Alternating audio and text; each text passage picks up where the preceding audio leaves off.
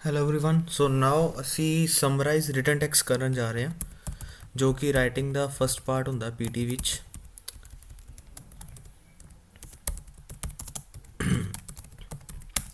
Summarise written text is the first part of PT writing, first part of PT writing module. ਐਸੇ ਤੋਂ ਪਹਿਲਾਂ ਆਉਂਦਾ ਤੇ ਇਹ ਕਿੰਨੇ ਨੰਬਰ ਆਫ ਕੁਐਸਚਨਸ ਕਿੰਨੇ ਆਉਂਦੇ ਨੇ ਉਹ ਦੇਖ ਲਈਏ। ਨੰਬਰ ਆਫ ਕੁਐਸਚਨਸ ਇੱਕ ਜਾਂ ਦੋ ਆਣੇ ਤੁਹਾਨੂੰ ਸਿਰਫ ਸਮਰਾਈਜ਼ ਰਿਟਨ ਟੈਕਸਟ। ਇੱਕ ਦੋ ਕੁਐਸਚਨਸ ਦਾ ਮੇਰਾ ਕਹਿਣ ਦਾ ਮਤਲਬ ਹੈ ਇੱਕ ਦੋ ਪੈਰਾਗ੍ਰਾਫਸ। ਟਾਈਮਿੰਗਸ ਕਿੰਨਾ ਮਿਲਦਾ ਹੈ ਇੱਕ ਪੈਰਾਗ੍ਰਾਫ ਨੂੰ ਕਰਨ ਲਈ? We have only 10 minutes each paragraph. ਮਤਲਬ ਹੈਗਾ ਐਗਜ਼ਾਮ ਦੇ ਵਿੱਚ ਜਾਂ ਸਿੰਗਲ ਪੈਰਾ ਆਏਗਾ ਜਾਂ ਉਸ ਤੋਂ ਬਾਅਦ ਇੱਕ ਹੋਰ ਪੈਰਾ ਆ ਜਾਏਗਾ। ਉਹਨਾਂ ਦੀ ਜੋ ਵੀ ਪੇਪਰ ਦੀ ਸੈਟਿੰਗ ਹੈਗੀ ਹੈ ਮੋਡਿਊਲ ਦੀ, ਉਹ ਉਹਨਾਂ ਨੇ ਆਪਣੇ ਹਿਸਾਬ ਨਾਲ ਤੁਹਾਨੂੰ ਪਾ ਦਿੰਦੇ ਆ। ਸੋ ਟਾਈਮਿੰਗ ਸਾਡੇ ਕੋਲ 10 ਮਿੰਟ ਦਾ ਹੈਗਾ ਵੈ। ਤੁਹਾਨੂੰ ਮੈਂ ਸ਼ੋਅ ਕਰਾਂਗਾ ਹੁਣੇ ਕਿ ਕਿਸ ਤਰੀਕੇ ਦਾ ਇਹ ਦਿਖਦਾ ਪੇਪਰ ਦੇ ਵਿੱਚ। Let's see. ਹੋਰ ਵੀ ਕੁਝ ਦੇਖਾਂਗੇ ਕਿ ਕਿਚ ਟਿਪਸ ਐਂਡ ਸਟ੍ਰੈਟਜੀਜ਼ ਹੈਗੀਆਂ ਜਿਹੜੀ ਤੁਸੀਂ ਫੋਲੋ ਕਰਨੀਆਂ ਨੇ ਜਿਸ ਨਾਲ ਮਾਰਕਿੰਗ ਪੂਰੇ ਪ੍ਰੋਪਰਲੀ ਤੁਹਾਡੀ ਵਧੀਆ ਆਵੇ ਰਾਈਟਿੰਗ ਮੋਡਿਊਲ ਦੇ ਵਿੱਚ। ਇੱਕ ਗੱਲ ਦਾ ਹੋਰ ਯਾਦ ਰੱਖਣਾ ਕਿ ਇਹ ਰਾਈਟਿੰਗ ਮੋਡਿਊਲ ਦੇ ਵਿੱਚ ਜਿਹੜੀ ਰਾਈਟਿੰਗ ਸਮਰੀ ਹੈਗੀ ਹੈ ਉਹਦੇ ਮਾਰਕਸ ਤੁਹਾਡੇ ਰਾਈਟਿੰਗ 'ਚ ਤਾਂ ਮਿਲਦੇ ਹੀ ਮਿਲਦੇ ਆ ਜੇ ਤੁਸੀਂ ਬਹੁਤ ਵਧੀਆ ਅੱਛੇ ਤਰੀਕੇ ਨਾਲ ਅਟੈਂਪਟ ਕਰਦੇ ਹੋ। It will also give you marks in reading module as well. Reading module ਵੀ ਨਾਲ ਐਸੋਸੀਏਟਡ ਹੈਗਾ। ਕੁਝ ਬੋਨਸ ਪੁਆਇੰਟਸ ਰੀਡਿੰਗ ਮੋਡਿਊਲ ਦੇ ਵਿੱਚ ਮਿਲਦੇ ਨੇ। ਉਹ ਕਿਉਂ ਮਿਲਦੇ ਨੇ? Let's see. ਫੋਰ ਐਗਜ਼ਾਮਪਲ ਤੁਸੀਂ ਦੇਖ ਸਕਦੇ ਹੋ ਰਾਈਟਿੰਗ ਮੋਡਿਊਲ ਦੇ ਵਿੱਚ ਆ ਦੇਖੋ ਮੇਰੇ ਕੋ ਆ ਗਿਆ ਇੱਕ ਸੈਂਪਲ ਕੁਐਸਚਨ ਜਿਹਦੇ ਵਿੱਚ ਲਿਖਿਆ summarise written text, read the passage below and summarise it using one sentence. ਮਤਲਬ ਇੱਕ ਪੈਸੇਜ ਆਇਆ ਪ੍ਰੋਪਰਲੀ, ਤੁਸੀਂ ਇਹਨੂੰ ਪੜ੍ਹਨਾ ਹੈ, ਅੰਡਰਸਟੈਂਡ ਕਰਨਾ ਹੈ ਐਂਡ ਤੁਸੀਂ ਇਹਦੀ ਸਮਰੀ ਬਣਾਉਣੀ ਹੈ ਵਿਦ ਇਨ ਵਨ ਸੈਂਟੈਂਸ ਦੇ ਵਿੱਚ। ਵਨ ਸੈਂਟੈਂਸ ਦਾ ਮਤਲਬ ਹੁੰਦਾ ਹੈ ਕਿ ਤੁਸੀਂ ਜੋ ਇੱਕ ਸਮਰੀ ਦੀ ਕ੍ਰੀਏਟ ਕਰਨੀ ਉਹਦਾ ਫੁੱਲ ਸਟਾਪ ਸਿਰਫ ਐਂਡ 'ਤੇ ਹੋਣਾ ਚਾਹੀਦਾ ਵਾ। ਬਾਕੀ ਤੁਸੀਂ ਗੱਲਾਂ ਵਿੱਚ ਦੋ ਚਾਰ ਚੁੱਕ ਸਕਦੇ ਹੋ ਤੇ ਉਹਨੂੰ ਕਨੈਕਟਰਸ ਨਾਲ ਜੁਆਇਨ ਕਰ ਦੇਣਾ। Right. Type your response in the box at the bottom of the screen. ਇਸ ਬਾਕਸ ਦੇ ਵਿੱਚ ਤੁਸੀਂ ਆਪਣਾ ਆਨਸਰ ਟਾਈਪ ਕਰਨਾ ਹੁੰਦਾ ਜੋ ਵੀ ਹੁੰਦਾ। You have 10 minutes to finish this task. You have only 10 minute 10 minute the time ਹੈ। ਐਂਡ ਜਜਮੈਂਟ ਕਿਤੇ ਹੋਣੀ ਤੁਹਾਡੀ ਕੁਆਲਿਟੀ ਆਫ ਯੋਰ ਰਾਈਟਿੰਗ। ਮਤਲਬ ਤੁਹਾਡੀ ਰਾਈਟਿੰਗ 'ਚ ਤੁਹਾਡੀ ਲਿਖਣ ਦੀ ਕੁਆਲਿਟੀ ਚੈੱਕ ਹੋਏਗੀ। ਕੁਆਲਿਟੀ ਦਾ ਮਤਲਬ ਹੈਗਾ ਕਿ ਤੁਹਾਡੇ ਇੱਥੇ ਗ੍ਰਾਮੈਟੀਕਲ ਸਕਿੱਲਸ ਜੱਜ ਹੋ ਸਕਦੇ ਨੇ ਕਿ ਗ੍ਰਾਮਰ ਤੁਸੀਂ ਕਿਵੇਂ ਯੂਜ਼ ਕੀਤੀ ਹੈ, ਮਤਲਬ ਕਿਹੜੇ ਤੁਸੀਂ ਲਿੰਕਿੰਗ ਵਰਡਸ ਯੂਜ਼ ਕੀਤੇ ਨੇ ਲਾਈਨਸ ਕਨੈਕਟ ਕਰਨ ਲਈ। ਰਾਈਟ। ਅਤੇ ਕਿਸ ਤਰ੍ਹਾਂ ਤੁਸੀਂ ਉਹਦੀ ਕੰਪਲੈਕਸਿਟੀ ਜਾਂ ਸਿੰਪਲਿਸਿਟੀ ਰੱਖੀ ਹੈ। ਮਤਲਬ ਤੁਸੀਂ ਕਹਿ ਸਕਦੇ ਹੋ ਸੈਂਟੈਂਸ ਸਟਰਕਚਰ ਜੋ ਗ੍ਰਾਮੈਟੀਕਲੀ ਕਰੈਕਟ ਸਾਊਂਡ ਕਰਨਾ ਚਾਹੀਦਾ ਵੈ। ਫਾਲਤੂ ਦਾ ਕੁਝ ਵੀ ਅਸੀਂ ਲਿਖ ਦਈਏ, ਖਰਾਬ ਸਟਰਕਚਰ ਬਣਾਈਏ ਤਾਂ ਉਹਦੇ ਮਾਰਕਿੰਗ ਉਹ ਕੱਟਦਾ। ਰਾਈਟ। ਇਹ ਸਾਰਾ ਕੁਝ ਉਹਦੇ 'ਚ ਆਉਂਦਾ। ਐਂਡ ਪਲੱਸ ਸਪੈਲਿੰਗਸ ਮਸਟ ਵੀ ਤੁਹਾਡੇ ਸਹੀ ਹੋਣੇ ਚਾਹੀਦੇ ਨੇ। ਇਹਨੂੰ ਕਹਿੰਦੇ ਰਾਈਟਿੰਗ ਕੁਆਲਿਟੀ। ਐਂਡ ਅੱਗੇ ਲਿਖਿਆ how well your response presents the Ki points in the passage. Ki points ਕਿੰਨੇ ਕੁ ਅੱਛੇ ਹੈਗੇ ਨੇ ਤੁਹਾਡੇ। ਕੀ ਪੁਆਇੰਟਸ ਦਾ ਮਤਲਬ ਹੈ ਕਿ ਜੋ ਮੇਜਰ ਪੁਆਇੰਟਸ ਹੈ ਤੁਸੀਂ ਸਮਰੀ ਵਿੱਚੋਂ ਕੱਢੇ ਨੇ ਤੁਸੀਂ ਉਹ ਮੈਂਸ਼ਨ ਕਰਨੇ ਜ਼ਰੂਰੀ ਨੇ। ਠੀਕ ਹੈ। ਸੋ ਮੇਜਰ ਪੁਆਇੰਟਸ ਜੋ ਵੀ ਉਹ 'ਚ ਮੇਨ ਗੱਲਾਂ ਹੋਈਆਂ ਸਾਰੀਆਂ ਮੈਂਸ਼ਨ ਤੁਸੀਂ ਕਰਨੀਆਂ ਨੇ। ਸੋ ਇਹ ਕੁਛ ਬੇਸਿਕ ਸਟੈਪਸ ਹੈਗੇ ਨੇ ਜਿਹੜੇ ਮੈਂ ਤੁਹਾਨੂੰ ਦੱਸੇ ਨੇ। ਹੁਣ ਥੋੜੀ ਟਿਪਸ ਐਂਡ ਸਟ੍ਰੈਟਜੀਜ਼ ਵੱਲ ਚੱਲੀਏ। ਪਹਿਲਾਂ ਇੱਕ ਇਹ ਵੀ ਦੇਖ ਲਈਏ ਕਿ ਵਰਡ ਲਿਮਿਟ ਕਿੰਨੀ ਚਾਹੀਦੀ ਹੈ। ਦੇਖੋ ਵਰਡ ਲਿਮਿਟ ਜੋ ਪੀਟੀ ਦੀ ਹੈਂਡਬੁੱਕ ਕਹਿੰਦੀ ਹੈ ਉਹ ਕਹਿੰਦੇ ਨੇ ਕਿ ਤੁਸੀਂ 5 ਤੋਂ ਲੈ ਕੇ 75 ਵਰਡਸ ਦੇ ਵਿੱਚ ਆਪਣਾ ਤੁਸੀਂ ਆਨਸਰ ਦੇ ਸਕਦੇ ਹੋ ਸਾਨੂੰ। ਮਤਲਬ ਘੱਟ ਤੋਂ ਘੱਟ ਤੁਸੀਂ 5 ਵਰਡਸ ਲਿਖਣੇ ਨੇ ਅਤੇ ਮੈਕਸਿਮਮ 75 ਵਰਡਸ ਤੱਕ ਆਪਣਾ ਆਨਸਰ ਲਿਖ ਸਕਦੇ ਹੋ। ਮੇਕ ਸ਼ੋਰ ਤੁਹਾਨੂੰ ਨਾ ਪਤਾ ਹੋਵੇ ਕਿ ਇਹਦੇ ਅਕੋਰਡਿੰਗਲੀ ਤਾਂ 5 ਵਰਡ ਦਾ ਤਾਂ 75 ਵਰਡ ਤੱਕ ਕਿਹਾ ਇਹਨਾਂ ਨੇ। ਮਤਲਬ ਇੱਕ ਨੰਬਰ ਤੁਹਾਨੂੰ ਦੇਗਾ ਸਿਰਫ ਇਹਦੇ ਵਿੱਚ ਰਹਿਣ ਲਈ ਕਿ 5 to 75 ਲਿਖਿਆ।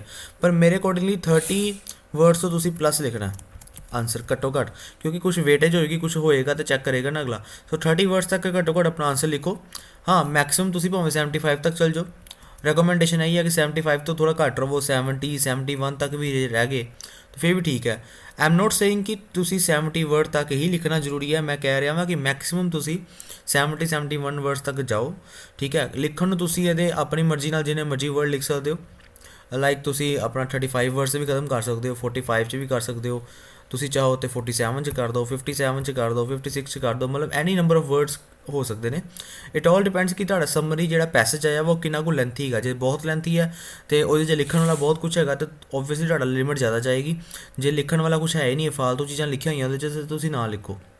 ਤੁਸੀਂ ਫਾਲਤੂ ਚੀਜ਼ਾਂ ਨਹੀਂ ਲਿਖਣੀਆਂ। ਠੀਕ ਹੈ ਜੀ। Okay let's move to tips and strategies quickly. Tips and strategies ਕਿ ਕਿਸ ਤਰ੍ਹਾਂ ਨੂੰ ਅਟੈਂਪਟ ਕਰਨਾ।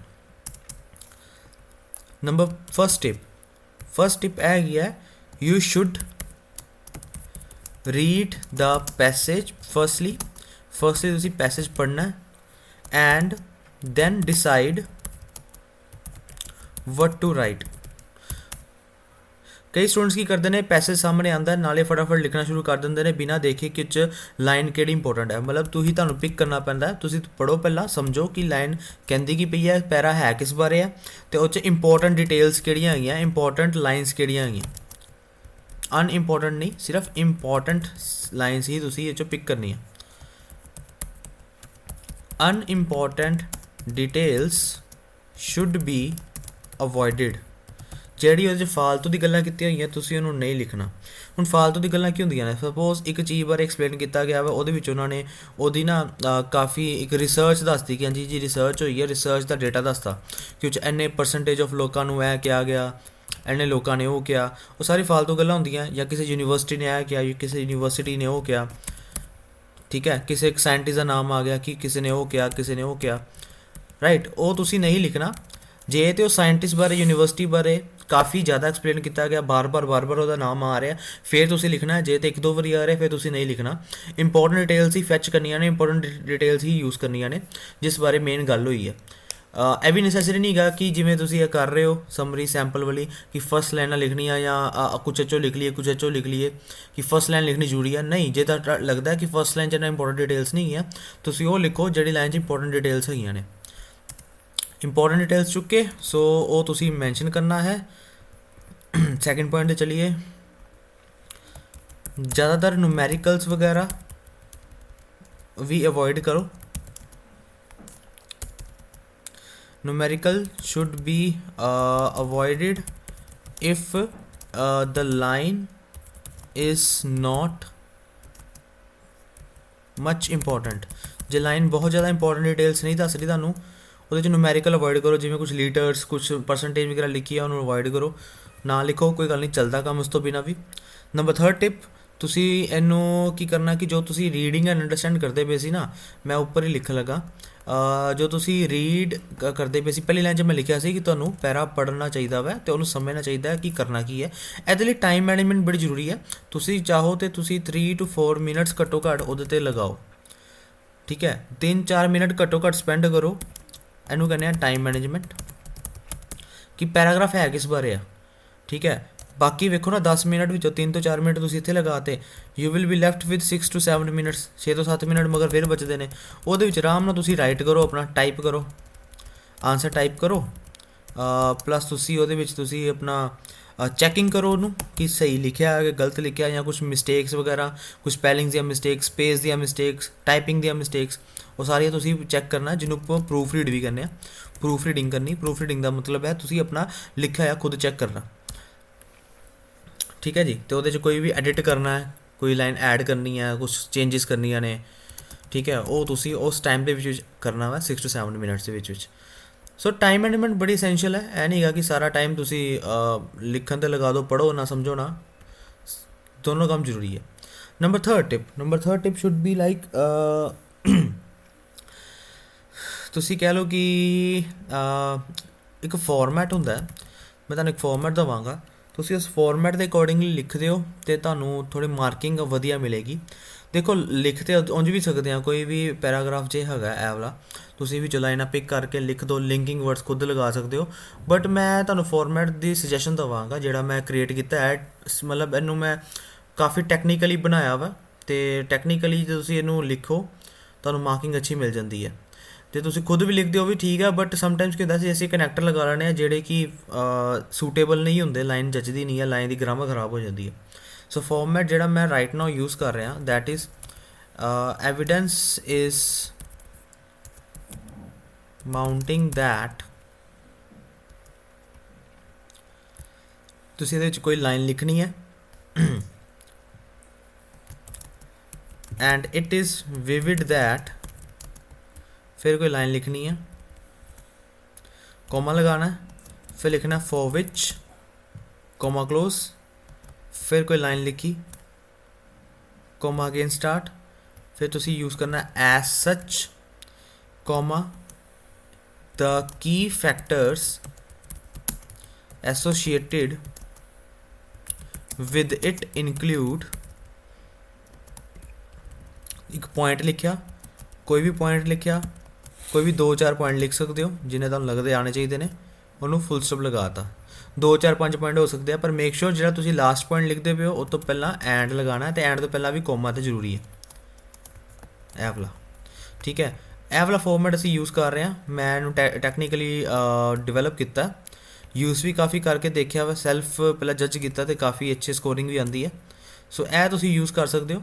अदरवाइज एक होर ਹੁੰਦਾ कि एविडेंस इज़ माउंटिंग दैट, ਤੁਸੀਂ ਇੱਥੇ ऑल्दो भी लगा सकते हो, ऑल्दो लगा के गल की तो इत्थे ऑल्दो जो लगाओगे फिर इत्थे एंड नहीं लगाना, फिर तो तुसीं इत्थे कोमा लगाना, या तो इंज भी लिख सकते हो evidence is mounting that although कोई लाइन कही, इट इज़ विविड दैट फिर कोई गल कही, फिर अगे तुसीं सेम रख सकते हो। दोनों च जिहड़ा भी मर्जी लगा लो, ठीक है, दोनों सूटेबल होंदे ने, मैक्सिमम केसिस विच सूटेबल है। मोरओवर ਇਹਦੇ ਵਿੱਚ ਤੁਸੀਂ ना लाइन द लाइन मतलब लिखो ਜਿਹੜੀ ਤੁਹਾਨੂੰ ਲੱਗਦਾ कि मेन लाइन हैगी है, तो ਉਹਦੇ 'ਚ काफ़ी डिटेल्स ਵਧੀਆ ਦਿੱਤੀਆਂ ਗਈਆਂ, ਉਹੀ लिखनी है। Number fourth point is that you should not try copying the full line, full sentence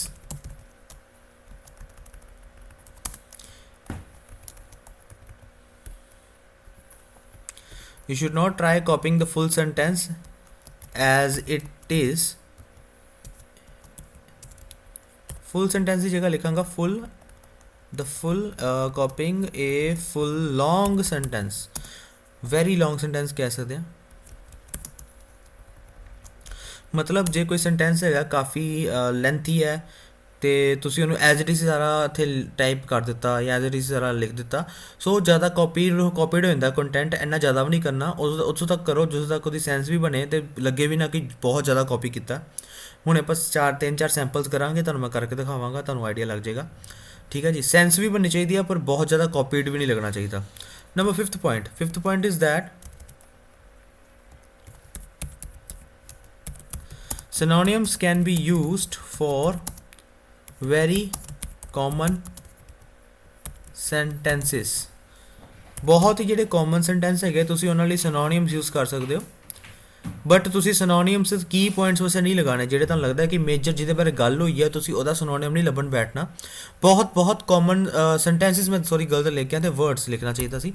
common words, बहुत कॉमन वर्ड्स ਉਹਨਾਂ ਲਈ synonym लगा सकते हो। फॉर एग्जांपल उन्होंने ਇੱਥੇ ਲਿਖਿਆ ਹੋਇਆ पॉपुलर ਕਿਸੇ सेंटेंस 'ਚ, ਤੁਸੀਂ पॉपुलर ਤਾਂ ਜਾਣਦੇ ਹੋ ਕਿ ਉਹਨੂੰ ਫੇਮਸ ਕਹਿੰਦੇ, ਤੁਸੀਂ ਫੇਮਸ ਕਹਿ ਸਕਦੇ ਹੋ ਉਹਨੂੰ, ठीक है, जिस ਵਿੱਚ ਤੁਸੀਂ ਪ੍ਰੋਪਰਲੀ श्योर ਹੋ ਜਾਂ ਤੁਹਾਨੂੰ ਪਤਾ ਕਿ ਵੈਲ ਨੋਨ ਕਹਿੰਦੇ ਤੇ ਵੈਲ ਨੋਨ ਲਿਖ ਦਿਓ।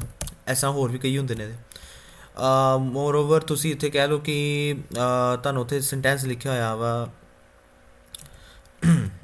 ਇਨਕਰੀਸ, ਤੁਸੀਂ ਉਹਨੂੰ ਜਿਵੇਂ ਜਾਣਦੇ ਹੋ, ਕਈ ਜਣੇ ਜਾਣਦੇ ਕਿ ਉਹਨੂੰ ਇਨਕਲਾਈਨ ਵੀ ਕਹਿੰਦੇ ਆ, ਤੁਸੀਂ ਇਨਕਲਾਈਨ ਲਿਖ ਸਕਦੇ ਹੋ। ਠੀਕ ਹੈ, ਜਿਹਦੇ ਵਿੱਚ ਤੁਸੀਂ ਸ਼ੋਰ ਹੈਗੇ ਹੋ, ਜਾਂ ਸਪੋਜ਼ ਉੱਥੇ ਮੈਨੀ ਲਿਖਿਆ, ਤੁਸੀਂ ਮੈਨੀ ਨੂੰ ਵੇਰੀਅਸ ਕਈ ਜਣੇ ਕਰ ਦਿੰਦੇ ਨੇ ਜਾਂ ਸੈਵਰਲ ਲਿਖ ਦਿੰਦੇ ਨੇ। ਸੋ ਮਤਲਬ ਬਹੁਤ ਹੀ ਕਾਮਨ ਸੈਂਟੈਂਸਿਸ ਹੈ, ਵਰਡ ਹੈਗੇ ਨੇ ਉਹਨਾਂ ਦੇ ਸਿਨੋਨਿਮ ਲਗਾਉਣੇ ਆ, ਬਹੁਤ ਮੇਜਰ ਕੀਵਰਡ ਦਾ ਨਹੀਂ ਲਗਾਉਣਾ। ਮੇਜਰ ਦਾ ਮਤਲਬ ਹੈਗਾ ਕਿ ਜੋ ਉੱਥੇ ਲਿਖਿਆ ਹੈ ਕਲਾਈਮੇਟ ਚੇਂਜ, ਹੈ ਨਾ। ਹੁਣ ਕਲਾਈਮੇਟ ਚੇਂਜ ਦਾ ਸਿਨੋਨਿਮ ਕੋਈ ਲੱਭਣ ਬੈਠੇਗਾ ਤਾਂ ਉਹ ਕੰਮ ਖਰਾਬ ਹੈ, ਕਿਉਂਕਿ ਇਹ ਤੇ ਇੱਕ ਵਰਡ ਇਕੱਠੇ ਹੀ ਆਉਂਦੇ ਨੇ, ਇਹਨਾਂ ਨੂੰ ਚੇਂਜ ਨਹੀਂ ਕਰੀਦਾ। ਕਲਾਈਮੇਟ ਜਗ੍ਹਾ ਤੁਸੀਂ ਵੈਦਰ ਲਿਖ ਦੋਗੇ, ਹੈ ਨਾ, ਵੈਦਰ ਕੀ ਕਹਿੰਦੇ ਆ ਜੀ, ਪਰ ਗਲਤ ਹੋ ਜਾਣਾ, ਕਿਉਂਕਿ ਵੈਦਰ ਕਲਾਈਮੇਟ 'ਚ ਬਹੁਤ ਫਰਕ ਹੁੰਦਾ ਟੈਕਨੀਕਲੀ ਦੇਖਿਆ ਜਾਵੇ ਤੇ। ਵੈਦਰ ਮੌਸਮ ਹੁੰਦਾ, ਕਲਾਈਮੇਟ ਵਾਤਾਵਰਨ ਹੁੰਦਾ ਜਿਹੜਾ ਕਾਫੀ ਸਾਲ ਤੱਕ ਰਹਿੰਦਾ। ਸੋ ਨਹੀਂ, ਆਪਾਂ ਨਹੀਂ ਲਿਖਣਾ ਜਿਹਦੇ 'ਚ ਸ਼ਿਓਰਿਟੀ ਨਹੀਂ ਹੈਗੀ, ਨਾ ਲਿਖੋ, ਨਹੀਂ ਪੰਗਾ ਲੈਣਾ ਸੀ। ਨੰਬਰ 6 ਡੋਂਟ ਟਰਾਈ, ਬੜਾ ਇੰਪੋਰਟੈਂਟ ਪੁਆਇੰਟ ਹੈ, ਧਿਆਨ ਨਾਲ ਸੁਣਨਾ। Don't try to use your own grammar sense if you are weak in English grammar in writing। अपनी दिमाग नाल कोई ग्रामर नहीं बनानी, कोई भी लाइन चुक के तोड़नी नहीं है, इधर उधर करके वर्ड नहीं लिखने कि मैं इनू इंज लिखदा तुहानूं इंज लिखदा। जे तुसीं श्योर नहीं गए ਜਾਂ ਤੁਹਾਡੀ ग्रामर ਇੰਨੀ ਜ਼ਿਆਦਾ ਵਧੀਆ नहीं गी लिखण दे विच, जे ਤੁਹਾਡੀ ग्रामर ठीक ठाक हैगी है तुसीं पंगा नहीं लेना। ठीक है, जे तुसीं करदे भी हो तो मेरे को एक बार चैक जरूर करवाना क्लास में कि मैं ठीक कर भी रहा कि नहीं कर रहा, या कर रही हाँ कि नहीं कर रही। ਆਪਣੇ ਵੱਲੋਂ ਕੋਈ ਲਾਈਨ ਨਹੀਂ ਤੋੜਨੀ। ਜਿੰਨਾ ਤੁਸੀਂ ਤੋੜੋਗੇ ਇੱਧਰ ਉੱਧਰ ਕਰੋਗੇ, ਜੇ ਤੁਹਾਡੀ ਗ੍ਰਾਮਰ ਖਰਾਬ ਹੈ, ਮੋਸਟ ਕੇਸਿਸ ਦੇ ਵਿੱਚ ਨੰਬਰ ਲੂਜ਼ ਕਰ ਲੋਗੇ ਆਪਣੇ। ਰਾਦਰ ਹੈਗਾ ਕਿ ਕਾਪੀ ਕਰ ਸਕਦੇ ਹੋ, copy up to some limit, ਕੁਛ ਲਿਮਿਟ ਤੱਕ ਉਹਨੂੰ ਸੈਂਟੈਂਸ ਨੂੰ ਕਾਪੀ ਕਰੋ ਤੇ ਉਹਨੂੰ ਐਜ਼ ਇਟ ਇਜ਼ ਹੀ ਯੂਜ਼ ਕਰੋ। ਜਿਵੇਂ ਉੱਥੇ ਲਿਖਿਆ ਆ ਉਹਨੂੰ ਉਂਝ ਹੀ ਚੁੱਕ ਕੇ ਲਿਖ ਦਿਓ, ਕਿਉਂਕਿ ਉਹਨਾਂ ਦੀ ਬਣੀ ਬਣਾਈ ਗ੍ਰਾਮਰ ਯੂਜ਼ ਕਰ ਲਓ। ਬੇਸਿਕਲੀ ਕੀ ਹੈ ਕਿ ਸਾਡਾ ਜਿਹੜਾ ਫਾਰਮੈਟ ਹੈ ਨਾ, ਇਹਨੇ ਤੁਹਾਨੂੰ ਕਾਫੀ ਬਚਾਅ ਕਰਨਾ ਤੁਹਾਡਾ। ਫਾਰਮੈਟ ਦੇ ਜਿਵੇਂ ਦੇਖਿਆ ਜਾਵੇ 28 ਵਰਡ ਤੱਕ ਬਣਦੇ ਪਏ ਨੇ ਇੱਥੇ, ਤੇ ਇਹਦੇ ਵਿੱਚ ਵੀ 27 ਤੱਕ ਬਣਦੇ ਪਏ ਨੇ। ਫਾਰਮੈਟ ਦੇ ਵਿੱਚ ਤੁਸੀਂ ਲਾਈਨਾਂ ਐਡ ਕਰ ਦੋਗੇ, ਤੁਹਾਡੀ ਗ੍ਰਾਮਰ ਆਟੋਮੈਟਿਕਲੀ ਮੋਲਡ ਹੋ ਜਾਣੀ ਹੈ। ਕੋਈ ਤੁਹਾਨੂੰ ਆਪਣੇ ਵੱਲੋਂ ਗ੍ਰਾਮਰ ਬਣਾਉਣ ਦੀ ਲੋੜ ਨਹੀਂ ਹੈ, ਲਾਈਨਾਂ ਚੇਂਜ ਨਹੀਂ ਕਰਨੀਆਂ। ਕਾਈਂਡਲੀ ਐਡ ਕਰਦੇ ਹੋ ਤੇ ਕੰਮ ਖਰਾਬ ਹੋ ਜਾਏਗਾ। ਤਾਂ ਐਡਵਾਈਸ ਇਹੀ ਹੈ, ਗ੍ਰਾਮਰ ਆਪਣੀ ਨਹੀਂ ਮਾਰਨੀ, ਆਪਣੀ ਸੈਂਸ ਨਹੀਂ ਕਰਨੀ ਯੂਜ਼, ਜੇ ਤੁਸੀਂ ਇੰਨੇ ਸਟਰੋਂਗ ਨਹੀਂ ਹੈਗੇ ਗ੍ਰਾਮਰ ਦੇ ਵਿੱਚ। ਠੀਕ ਹੈ ਜੀ, ਓਵਰ ਕੌਨਫੀਡੈਂਸ ਨਹੀਂ ਰੱਖਣਾ। ਅਸੀਂ ਦੇਖਿਆ ਵਾ ਕਿ ਜਿਹੜੇ ਸੈਂਟੈਂਸਿਸ ਆਪਾਂ ਐਜ਼ ਇਟ ਇਜ਼ ਲਿਖਦੇ ਹਾਂ ਪੇਪਰ ਦੇ ਵਿੱਚ, ਅਸੀਂ ਜ਼ਿਆਦਾ ਮਾਰਕਸ ਲਿੱਤੇ ਨੇ ਬੇਸਿਕਲੀ, ਰਾਦਰ ਕਿ ਤੁਸੀਂ ਉਹਨੂੰ ਘੁਮਾ ਫਿਰਾ ਕੇ ਲਿਖੋ। ਮੋਰ ਓਵਰ ਇਹਦੇ 'ਚ ਹੋਰ ਦੱਸਣਾ ਸੀ ਮੈਂ, ਇੱਕ ਫਾਰਮੈਟ ਜਿਹੜਾ ਤੁਸੀਂ ਲਿਖਿਆ ਵਾ ਇਹਦੇ ਵਿੱਚ ਇਨ ਕੇਸ ਤੁਹਾਨੂੰ ਲੱਗੇ ਕਿ ਬਹੁਤ ਜ਼ਿਆਦਾ ਤੁਹਾਡਾ ਲੈਂਥੀ ਜਾ ਰਿਹਾ, 75+ ਜਾ ਰਿਹਾ, ਤਾਂ ਤੁਸੀਂ ਕੀ ਪੁਆਇੰਟ ਥੋੜ੍ਹੇ ਘਟਾ ਦੇਣੇ ਨੇ। ਮਤਲਬ ਫਾਰਮੈਟ ਤਾਂ ਕੋਸ਼ਿਸ਼ ਕਰੋ ਕਿ ਇੰਝ ਹੀ ਲਿਖੋ, ਤੁਹਾਨੂੰ ਅੱਛੇ ਨੰਬਰ ਦੇ ਦਿੰਦਾ। ਦੋਨੋਂ ਜਿਹੜਾ ਮਰਜ਼ੀ ਯੂਜ਼ ਕਰ ਸਕਦੇ ਹੋ। 6 ਪੁਆਇੰਟ ਤੇ ਮੈਂ ਲਿਖ ਦਿੱਤੇ ਨੇ। Don't try to use your own grammar if you are weak in grammar writing, English grammar ਦੀ ਰਾਈਟਿੰਗ ਦੇ ਵਿੱਚ। ਓਕੇ, 7th ਪੁਆਇੰਟ ਦੇਖਦੇ ਹਾਂ ਕੀ ਹੈ।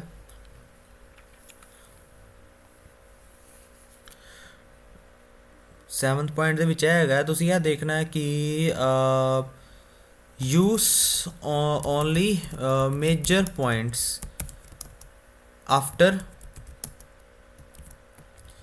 ਐਸ ਸੱਚ। ਉਹ ਜਿਹੜੀ ਲਾਈਨ ਲਿਖੀ ਸੀ ਨਾ, ਫਾਰਮੈਟ ਲਿਖਿਆ ਸੀ, ਉਸ ਤੋਂ ਬਾਅਦ ਹੀ ਮੈਂ ਗੱਲ ਕਰਦਾ ਪਿਆ। ਮੇਰੇ ਕਹਿਣ ਦਾ ਮਤਲਬ ਹੈ ਕਿ ਇਹ ਜਿਹੜੇ ਲਾਸਟ ਲਾਈਨ ਹੈਗੀ ਨਾ, ਐਸ ਸੱਚ ਦਾ ਕੀ factors associated with it include, ਇਹਦੇ ਵਿੱਚ ਜਿਹੜੇ ਤੁਸੀਂ ਵਰਡ ਲਿਖਣੇ ਨਾ ਬਾਅਦ ਚੋਂ, ਧਿਆਨ ਦੇਣਾ ਅਸੀਂ ਸਿਰਫ ਮੇਜਰ ਵਰਡਸ ਲਿਖਣੇ ਆ ਜਿਹੜੇ ਤੁਹਾਡੇ ਪੂਰੇ ਪੈਰਾਗ੍ਰਾਫ ਦੇ ਵਿੱਚ ਤੁਹਾਨੂੰ 3 4 5 ਲੱਗਦੇ ਪਏ ਨੇ। ਉਹ ਫਾਲਤੂ ਦੇ ਵਰਡ ਨਹੀਂ ਲਿਖਣੇ। ਮਤਲਬ ਤੁਸੀਂ ਮੇਨ ਨਾਊਨ ਚੁੱਕਣੇ ਨੇ। ਉਹ 'ਚ ਮੇਨ ਨਾਊਨ ਕਿਹੜੇ ਹੈਗੇ ਨੇ, ਜਿਹੜੇ ਉਹਦੇ ਨਾਲ ਮੈਚ ਕਰਦੇ ਪਏ ਨੇ, ਉਹਦੇ ਟੌਪਿਕ ਦੇ ਨਾਲ, ਜੋ ਵੀ ਦਾ ਟੌਪਿਕ ਚੱਲਦਾ ਪਿਆ ਵਾ ਸਾਡੀ ਸਮਰੀ ਦਾ। ਜੇ ਤੁਸੀਂ ਕੋਈ ਵਰਡ ਚੁੱਕਦੇ ਹੋ ਉਹਦੇ ਨਾਲ ਉਹਦਾ ਵਰਬ ਲੱਗਾ ਹੋਇਆ ਵਾ, ਜਿਵੇਂ ਸਪੋਜ਼ ਕਰੋ ਰਿਡਿਊਸ ਲਿਖਿਆ ਹੈ, ਤੁਸੀਂ ਉੱਥੇ ਉਹਨੇ ਲਿਖਿਆ ਸੀ ਰਿਡਿਊਸ ਦਾ ਇਫੈਕਟ ਜਾਂ ਰਿਡਿਊਸ ਦਾ ਇੰਪੈਕਟ, ਐਨੇ ਲਿਖਿਆ ਸੀ। ਤੁਸੀਂ ਜੇ ਪੁਆਇੰਟ ਲਿਖਣਾ ਵੀ ਹੈ, ਤੁਸੀਂ ਕੀ ਕਰਨਾ, ਜੇ ਰਿਡਿਊਸ ਨਾਲ ਚੁੱਕਿਆ ਤਾਂ ਉਹਨੂੰ ING ਕਰਕੇ ਲਿਖਣਾ, ਰਿਡਿਊਸਿੰਗ ਦਾ ਇੰਪੈਕਟ। ਐਸੇ ਤਰੀਕੇ ਨਾਲ ਅਗਲੇ ਪੁਆਇੰਟ 'ਚ ਵੀ ਜੇ ਤੁਸੀਂ ਉਹਦਾ ਵਰਬ ਚੁੱਕਿਆ ਵਾ ਤੈਨੂੰ ING ਕਨਵਰਟ ਕਰ ਦੇਣਾ।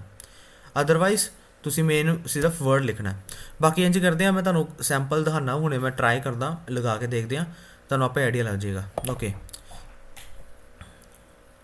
ਆ ਮੇਰੀ ਓਪਨ ਹੀ ਹੈ, ਇੱਕ ਕਰਕੇ ਦੇਖਦੇ ਹਾਂ ਟਰਾਈ ਕਿ ਇਹਨੂੰ ਕਿਸ ਤਰ੍ਹਾਂ ਆਪਾਂ ਕਰ ਸਕਦੇ ਹਾਂ। ਫਸਟਲੀ ਮੈਂ 2-3 ਮਿੰਟ ਨੂੰ ਪੜਾਂਗਾ ਫਟਾਫਟ, ਤੁਸੀਂ ਵੀ ਨਾਲ ਗੋ ਥਰੂ ਕਰ ਲਓ ਮੇਰੇ। Promoting active lifestyles can help us address some of the important challenges facing UK today. Lifestyle promote ਕਰਨ ਨਾਲ ਐਡਰੈਸ ਹੋ ਰਿਹਾ ਚੈਲੰਜਸ ਨੂੰ। ਇੰਕਰੀਜ਼ਿੰਗ ਫਿਜ਼ੀਕਲ ਐਕਟੀਵਿਟੀ ਨਾਲ ਕੀ ਹੁੰਦਾ ਹੈ, ਪੋਟੈਂਸ਼ੀਅਲ ਹੈਗੀ ਹੈ to improve the physical and mental health of the nation, reduces all case mortality, improving life expectancy. It can also save money by significantly easing the burden of chronic diseases on him. Increasing cycling करना, walking करना, reduce करना, money save करना, help करना environment दी। Fewer journeys ਜਿਹੜੇ ਹੁੰਦੇ ਨੇ ਵੀ reduce ਕਰਦੇ ਨੇ congestion, pollution, improving the health of the communities. Other potential benefits linked to the physical activity in children of young people include acquisition of social skills. ਪਹਿਲਾਂ ਉਹਨੇ ਕੁਝ benefits ਦੱਸੇ ਨੇ ਇਹਦੇ ਵਿੱਚ ਕੀ ਹੁੰਦੇ ਨੇ life style, active life style ਦੇ। ਉਸ ਤੋਂ ਬਾਅਦ ਹੋਰ ਥੱਲੇ ਦੱਸ ਰਿਹਾ, ਤੁਸੀਂ ਆਹ ਦੇਖੋ ਇਹਦੇ ਵਿੱਚ ਕੀ ਲਿਖਿਆ ਉਹਨਾਂ ਨੇ, ਆਹ ਲਾਈਨ ਪੜ੍ਹਦੇ ਹਾਂ। The importance of physical activity for health was identified over 50 years ago, ਕਿ 50 ਸਾਲ ਪਹਿਲਾਂ ਇਹਦੇ ਬੈਨੀਫਿਟਸ ਦੱਸੇ ਗਏ ਸੀ। ਡਿਊਰਿੰਗ ਦਾ 1950 ਵਿੱਚ ਕੀ ਹੋਇਆ ਸੀ, ਕੰਪੈਰੀਜ਼ਨ ਕੀਤਾ ਗਿਆ ਸੀ ਬੱਸ ਡਰਾਈਵਰ ਦਾ ਫਿਜ਼ੀਕਲ ਐਕਟੀਵਿਟੀ ਦੇ ਬੱਸ ਕੰਡਕਟਰ ਦੇ ਨਾਲ। ਇਹ ਸਾਰਾ ਇੱਕ ਸਰਵੇ ਹੈਗਾ, ਬੱਸ ਡਰਾਈਵਰ ਨੂੰ ਬੱਸ ਕੰਡਕਟਰ ਨਾਲ ਉਹਨਾਂ ਨੇ ਕੀਤਾ ਸੀ, ਫਿਰ ਟੈਲੀਫੋਨਿਸਟ ਨੂੰ ਕੀਤਾ ਸੀ, ਪੋਸਟਮੈਨ ਨਾਲ ਕੀਤਾ ਸੀ। ਠੀਕ ਹੈ, ਜੋ ਵੀ ਉਹਨਾਂ 'ਚ ਫਾਈਂਡ ਹੋਇਆ ਤਾਂ ਉਹਨਾਂ ਨੇ ਲਿਖਿਆ ਕਿ ਸਾਨੂੰ ਇਹ ਫਾਈਂਡ ਹੋਇਆ। ਤੁਸੀਂ ਉਹਦਾ ਰਿਜ਼ਲਟ, ਰਿਸਰਚ ਦਾ ਰਿਜ਼ਲਟ ਲਿਖ ਸਕਦੇ ਹੋ, ਉਹਦੇ 'ਚੋਂ ਵਰਡ ਚੁੱਕ ਸਕਦੇ ਹੋ, ਪਰ ਰਿਸਰਚ ਨੂੰ ਜਨਰਲੀ ਅਵੋਇਡ ਹੀ ਕਰੋ। ਰਿਸਰਚ ਬਾਰੇ ਕੁਝ ਨਾ ਲਿਖੋ, ਹੋਰ ਬੜਾ ਕੁਛ ਹੈਗਾ ਲਿਖਣ ਲਈ, ਉਹ ਲਿਖ ਸਕਦੇ ਹਾਂ। नीचे भी तुसी एक बारी पैरा गो थ्रू कर लेना। This research light the way for further investigation. ਇਹ ਕਹਿੰਦਾ ਹੈ ਕਿ ਇਸ ਰਿਸਰਚ ਨਾਲ ਇੱਕ ਇਨਵੈਸਟੀਗੇਸ਼ਨ ਹੋ ਰਹੀ, ਐਵੀਡੈਂਸ ਕੀ ਸ਼ੋ ਕਰਦੇ ਪਏ ਨੇ ਕਿ ਇੰਪੋਰਟੈਂਸ ਹੈਗੀ ਹੈ ਫਿਜ਼ੀਕਲ ਐਕਟੀਵਿਟੀ ਦੀ ਪ੍ਰੀਵੈਂਟਿੰਗ ਕਰਨ 'ਚ, ਇਲ ਹੈਲਥ ਨੂੰ ਪ੍ਰੀਵੈਂਟ ਕਰਨ 'ਚ। It is important for us to be active throughout our life. ਸਾਨੂੰ ਐਕਟਿਵ ਰਹਿਣਾ ਬਹੁਤ ਜ਼ਰੂਰੀ ਹੈ। ਫਿਜ਼ੀਕਲ ਐਕਟੀਵਿਟੀ, ਸੋ ਸਾਨੂੰ ਸਾਰਾ ਪੜ੍ਹ ਕੇ ਆਈਡੀਆ ਲੱਗਾ ਕਿ ਫਿਜ਼ੀਕਲ ਐਕਟੀਵਿਟੀ ਬਾਰੇ ਗੱਲ ਹੋ ਰਹੀ ਹੈ ਕਿ ਉਹਨੂੰ ਪ੍ਰਮੋਟ ਕਰਨ ਦੇ ਕੀ ਐਡਵਾਂਟੇजेस ਹੈਗੇ ਨੇ। ਹੁਣ ਉਹਨੂੰ ਟਰਾਈ ਕਰਦੇ ਹਾਂ ਆਪਣੇ ਫਾਰਮੈਟ ਨਾਲ। ਇਹਦੇ ਵਿੱਚ ਲਾਈਨ ਪਿਕ ਕਰਦੇ ਹਾਂ, 2-3 ਤਰੀਕੇ ਨਾਲ ਸੈਂਪਲ ਲਿਖ ਕੇ ਦੇਖਦੇ ਹਾਂ ਕਿ ਕਿਹੜੇ ਕਿਹੜੇ ਸਹੀ ਲੱਗਦੇ ਸਾਨੂੰ। ਸੋ ਮੈਂ ਲਿਖ ਰਿਹਾ ਐਵੀਡੈਂਸ। ਪੇਪਰ 'ਚ ਤੁਸੀਂ ਨਾ ਬੇਸਿਕਲੀ ਇੱਥੇ ਵੀ ਕਾਪੀ ਪੇਸਟ ਕਰਕੇ ਮੈਂ ਹੁਣ ਲਿਖ ਸਕਦਾ, ਜਿਵੇਂ ਵੇਖੋ ਮੈਂ ਕਾਪੀ ਕੀਤਾ ਇੱਥੇ ਮੈਂ ਪੇਸਟ ਕਰ ਦਿੱਤਾ, ਮੈਂ ਲਿਖ ਸਕਦਾ, ਪਰ ਐਗਜ਼ਾਮ 'ਚ ਕਾਪੀ ਪੇਸਟ ਨਹੀਂ ਹੁੰਦਾ, ਇਸ ਕਰਕੇ ਤੁਹਾਨੂੰ ਟਾਈਪਿੰਗ ਕਰਨਾ ਪੈਣਾ। ਸੋ ਮੈਂ ਟਾਈਪਿੰਗ ਹੀ ਕਰਨ ਲੱਗਾ। ਐਵੀਡੈਂਸ ਇਜ਼ ਮਾਊਂਟਿੰਗ ਦੈਟ, ਚਾਹੋ ਤਾਂ ਪਹਿਲੀ ਲਾਈਨ ਚੁੱਕ ਲਓ, ਜੇ ਤੁਹਾਨੂੰ ਨਹੀਂ ਲੱਗਦਾ ਕਿ ਇੰਪੋਰਟੈਂਟ ਲਾਈਨ ਪਹਿਲੇ ਹੈਗੀ ਹੈ ਤੁਸੀਂ ਕੋਈ ਵੀ ਹੋਰ ਲਾਈਨ ਚੁੱਕ ਲਓ। ਮੇਰੇ ਕਹਿਣ ਦਾ ਮਤਲਬ ਹੈ ਇਟ ਇਜ਼ ਨੋਟ ਨੈਸੈਸਰੀ ਕਿ ਹਮੇਸ਼ਾ ਪਹਿਲੀ ਲਾਈਨ ਹੀ ਇੰਪੋਰਟੈਂਟ ਹੋਵੇ। ਮੇ ਬੀ ਉਹ ਇਹ ਵੀ ਕਿਸੇ ਵੇਲੇ ਵੇਖਿਆ ਗਿਆ ਜੇ ਕੁਝ 4-5-6 ਲਾਈਨਾਂ ਸਾਰੀਆਂ ਫਾਲਤੂ ਦਿੱਤੀਆਂ ਹੁੰਦੀਆਂ, ਮੇਨ ਗੱਲ ਜਿਹੜੀ ਹੁੰਦੀ ਹੈ ਉਹ ਅਗਲੇ ਪੈਰੇ ਤੋਂ ਸ਼ੁਰੂ ਕਰਦੇ ਨੇ, ਠੀਕ ਹੈ, ਜਾਂ ਫਿਰ ਉੱਪਰੋਂ ਕੋਈ ਲਾਈਨ ਤੋਂ ਸ਼ੁਰੂ ਕਰਦੇ ਨੇ। ਸੋ ਧਿਆਨ ਰੱਖਣਾ, ਅਸੀਂ ਸਿਰਫ ਉਹ ਦੇਖਣਾ ਹੈ ਕਿ ਸਾਨੂੰ ਮੇਨ ਲਾਈਨ ਕਿਹੜੀ ਲੱਗਦੀ ਹੈ, ਜਿਹੜੀ ਐਜ਼ ਇਟ ਇਜ਼ ਲਿਖੀ ਜਾਵੇ ਅਤੇ ਵਧੀਆ ਲੱਗੇ ਅਤੇ ਆਪਣੇ ਆਪ 'ਚ ਗ੍ਰਾਮਰ ਠੀਕ ਰਹੇ ਉਹਦੀ। ਫੋਰ ਐਗਜ਼ਾਮਪਲ ਮੈਂ ਇੱਥੋਂ ਚੁੱਕਣਾ ਚਾਹੁੰਦਾ ਵਾਂ, increasing physical activity has the potential to improve the physical health. So ਮੈਂ ਇੱਥੇ ਲਿਖਣ ਲੱਗਾ increasing PHYSICAL increasing physical activity, spelling ਨਾਲ ਚੈੱਕ ਕਰੀ ਜਾਣੇ ਆ, ਠੀਕ ਹੈ। Has the POTENTIAL potential to IMPROVE the PHYSICAL and mental health of the nation ਦੀ ਜਗ੍ਹਾ ਮੈਂ ਕੰਟਰੀ ਲਿਖ ਦੇਣਾ, ਜਿਵੇਂ ਉਹਨਾਂ ਨੇ ਕਿਹਾ ਸੀ, ਮੈਨੂੰ ਆਉਂਦਾ ਸੁਣਾਉਣੇ, ਮੈਂ ਕੰਟਰੀ ਲਿਖਤਾ, ਠੀਕ ਹੈ। ਮੈਂ ਇੱਥੇ ਆਲਦੋ ਲਗਾ ਰਿਹਾ, ਮੈਂ ਸੈਕਿੰਡ ਵਾਲਾ ਯੂਜ਼ ਕਰ ਰਿਹਾ ਫਾਰਮੈਟ ਜਿਹੜਾ ਮੈਂ ਆਲਦੋ ਕਿਹਾ ਸੀ। Although increasing physical activity has a potential to improve physical and mental health of the country, comma it is vivid that, vivid ਦਾ ਮਤਲਬ ਕਲੀਅਰ ਹੁੰਦਾ ਪਿਆ ਸੀ ਜਿਹਨੂੰ ਨਹੀਂ ਪਤਾ, ਇਟ ਇਜ਼ ਕਲੀਅਰ ਦੈਟ ਜਗ੍ਹਾ ਇਟ ਇਜ਼ ਵਿਵਿਡ ਦੈਟ ਲਿਖ ਸਕਦੇ ਹਾਂ। It can also save money save ਕਰਦਾ ਹੈ, ਕਰੋਨਿਕ ਡਿਸੀਜ਼ ਤੋਂ ਬਚਾਉਂਦਾ ਹੈ, ਸੋਸ਼ਲ ਕੇਅਰ ਕਰਦਾ ਹੈ, ਸਾਈਕਲਿੰਗ ਕਰਨਾ, ਵਾਕਿੰਗ ਕਰਨਾ ਮਨੀ ਬਚਾਉਂਦਾ ਹੈ, ਹੈਲਪ ਕਰਦਾ ਇਨਵਾਇਰਮੈਂਟ ਦੀ, few car journeys can reduce. So ਕੋਈ ਵੀ ਲਾਈਨ ਦੇਖਦੇ ਹਾਂ ਜਿਹੜੀ ਪਿਕ ਕਰਨੀ ਹੈ, ਜਿਹੜੀ ਅੱਛੀ ਲੱਗਦੀ ਹੈ। ਮੈਂ ਥੱਲੇ ਪੈਰਾ ਚੋਂ ਕੇ ਦੇਖਦਾ ਲਿਖ ਕੇ, ਬੱਚਿਆਂ 'ਚ ਐਕੁਜ਼ੀਸ਼ਨ ਆਉਂਦੀ ਹੈ, ਬੈਟਰ ਕੰਸਨਟ੍ਰੇਸ਼ਨ ਹੁੰਦਾ ਹੈ। ਹੁਣ ਇਹ ਨਾ ਇੱਕ ਸਮਰੀ ਅਸੀਂ ਜਿਹਦੇ 'ਚ ਕਾਫੀ ਅੱਛੀ ਲੈਣਾ ਸੀਗੀਆਂ, ਸਾਰੀਆਂ ਲਿਖ ਸਕਦੇ ਹਾਂ ਕਾਫੀ ਕੁਝ, ਬਟ ਦੇਖੋ ਅਸੀਂ ਕੁਝ ਨੋਰਮਲ ਉਹੀ ਲੈਣਾ ਲਿਖਣੀਆਂ ਜਿਹੜੀਆਂ ਸਾਨੂੰ ਮੋਸਟ ਸੂਟੇਬਲ ਲੱਗਦੀਆਂ ਨੇ, ਕਿਉਂਕਿ ਸਾਰਾ ਕੁਝ ਤਾਂ ਲਿਖ ਨਹੀਂ ਸਕਦੇ ਨਾ, ਵਰਡ ਲਿਮਿਟ ਹੁੰਦੀ ਆ।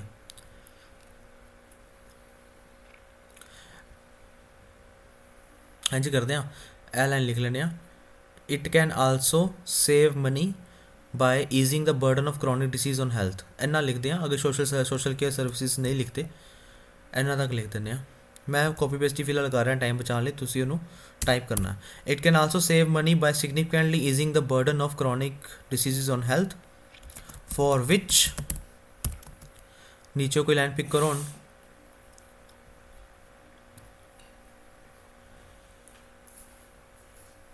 ए लिख लेने, physical activity central to babies normal growth and development.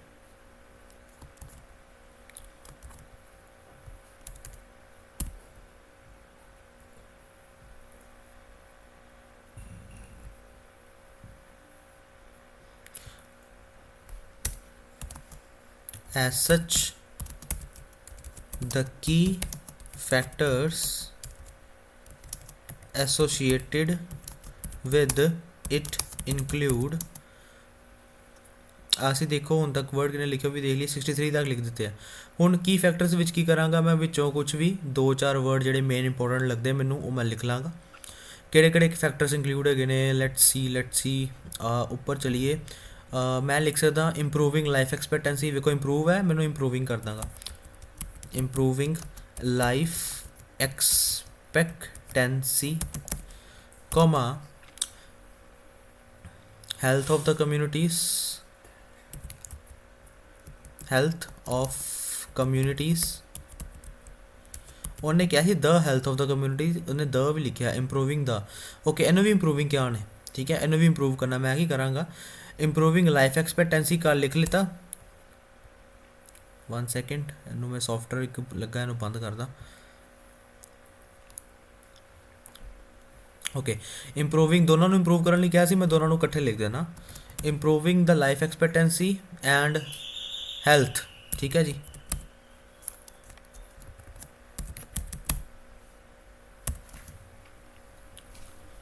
ਹੋਰ ਕੋਈ ਪੁਆਇੰਟ ਥੱਲਿਓਂ ਵੇਖ ਲੈਂਦੇ ਆ, ਹੋਰ ਕੀ ਇੰਪਰੂਵ ਕਰਨਾ।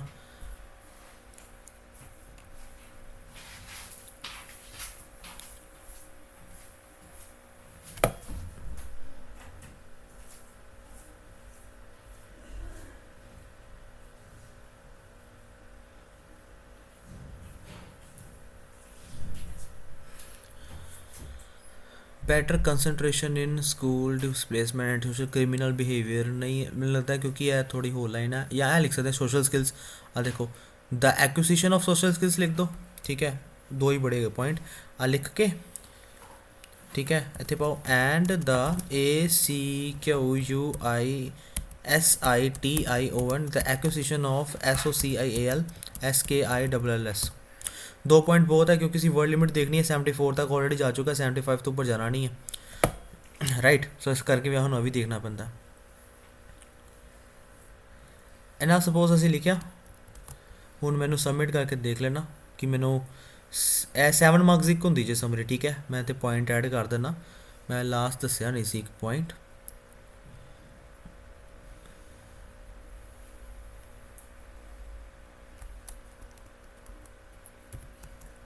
सैवन पॉइंट्स दी पर समरी होंगी है।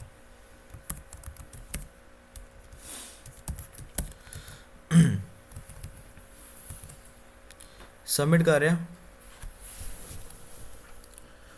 Light me get the score. कुछ यदि स्कोरिंग यदि लै सकते हैं असी AP यूनी विचों, इन्ना कोई फीचर आता है कि इन्ना को जी हैगी आ आर्टिफिशियल इंटैलीजेंस रोबोट है, स्कोरिंग दे दिंदा। प्रॉपरली विश्वास नहीं कर सकते ये, बट चलो एक लैके देखते हैं, ट्राई करते हैं, चांस कर लैने। देखो जी, सानू मिल रहे हैं 7 च 7 फुल पॉइंट्स मिल रहे हैं। मतलब वो कह रहा है कि तुहाडा कंटेंट भी बिल्कुल ठीक है, क्योंकि कंटेंट असी उहदा ही लिखा, फॉर्मेशन भी बिल्कुल ठीक है, बिकॉज असी we have got 1 out of 1 mark, क्योंकि असी वर्ड लिमिट के अंदर अंदर है। ग्रामर सानू पूरे मिले ने, क्योंकि असी अपनी ग्रामर नहीं यूज़ की ज़्यादातर, असी सिर्फ अपने कनैक्टर यूज़ किए हैं। मेरा फॉर्मेट इन्ना को टैक्नीकली एडवांसड है वै कि तुसी इहदे नाल प्रॉपरली बैंड स्कोर अचीव कर सकते हो। फॉर्मेट एडा को टैक्नीकली एडवांस बनाया कि मोस्टली हर एक समरी के विच सूटेबल लगना ही लगना। एंड वोकैबलरी भी तुहानू 2 आउट ऑफ 2 मिल रहे हैं। वोकैबलरी मीनस कि तुसी कनैक्टर की वोकैब भी यूज़ की है, तो उन्होंने वोकैब तो है ही है।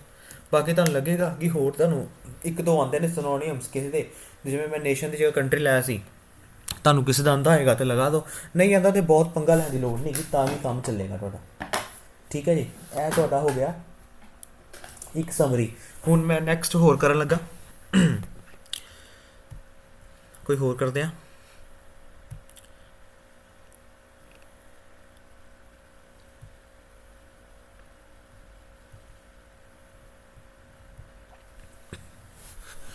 ए लिख लेने, ब्यूटी कॉन्टेस्ट वाली आई है, फटाफट पहला देखते हैं कि लिखना की चाहिए ये। हूँ देखो उन्हें क्या, since Australian Jennifer Hawkins and Lauren Eagle, इन्होंने 2 जने का नाम क्या, work around Miss Universe and Miss Teen International respectively, कि उन्होंने कराउंड किया गया, मतलब उन्होंने ताज पहनाया गया, मिस यूनीवर्स दिता गया, तो मिस टीन इंटरनेशनल दिता गया award. There has been a dramatic increase in interest in beauty pageant in this country, कि काफ़ी ज़्यादा इंटरस्ट वध गया वा इस कंट्री के। These wins have also sparked a debate, इन्हों एक डिबेट भी शुरू हुई है कि whether beauty pageants are just harmless reminders of old fashion values or throwback to days.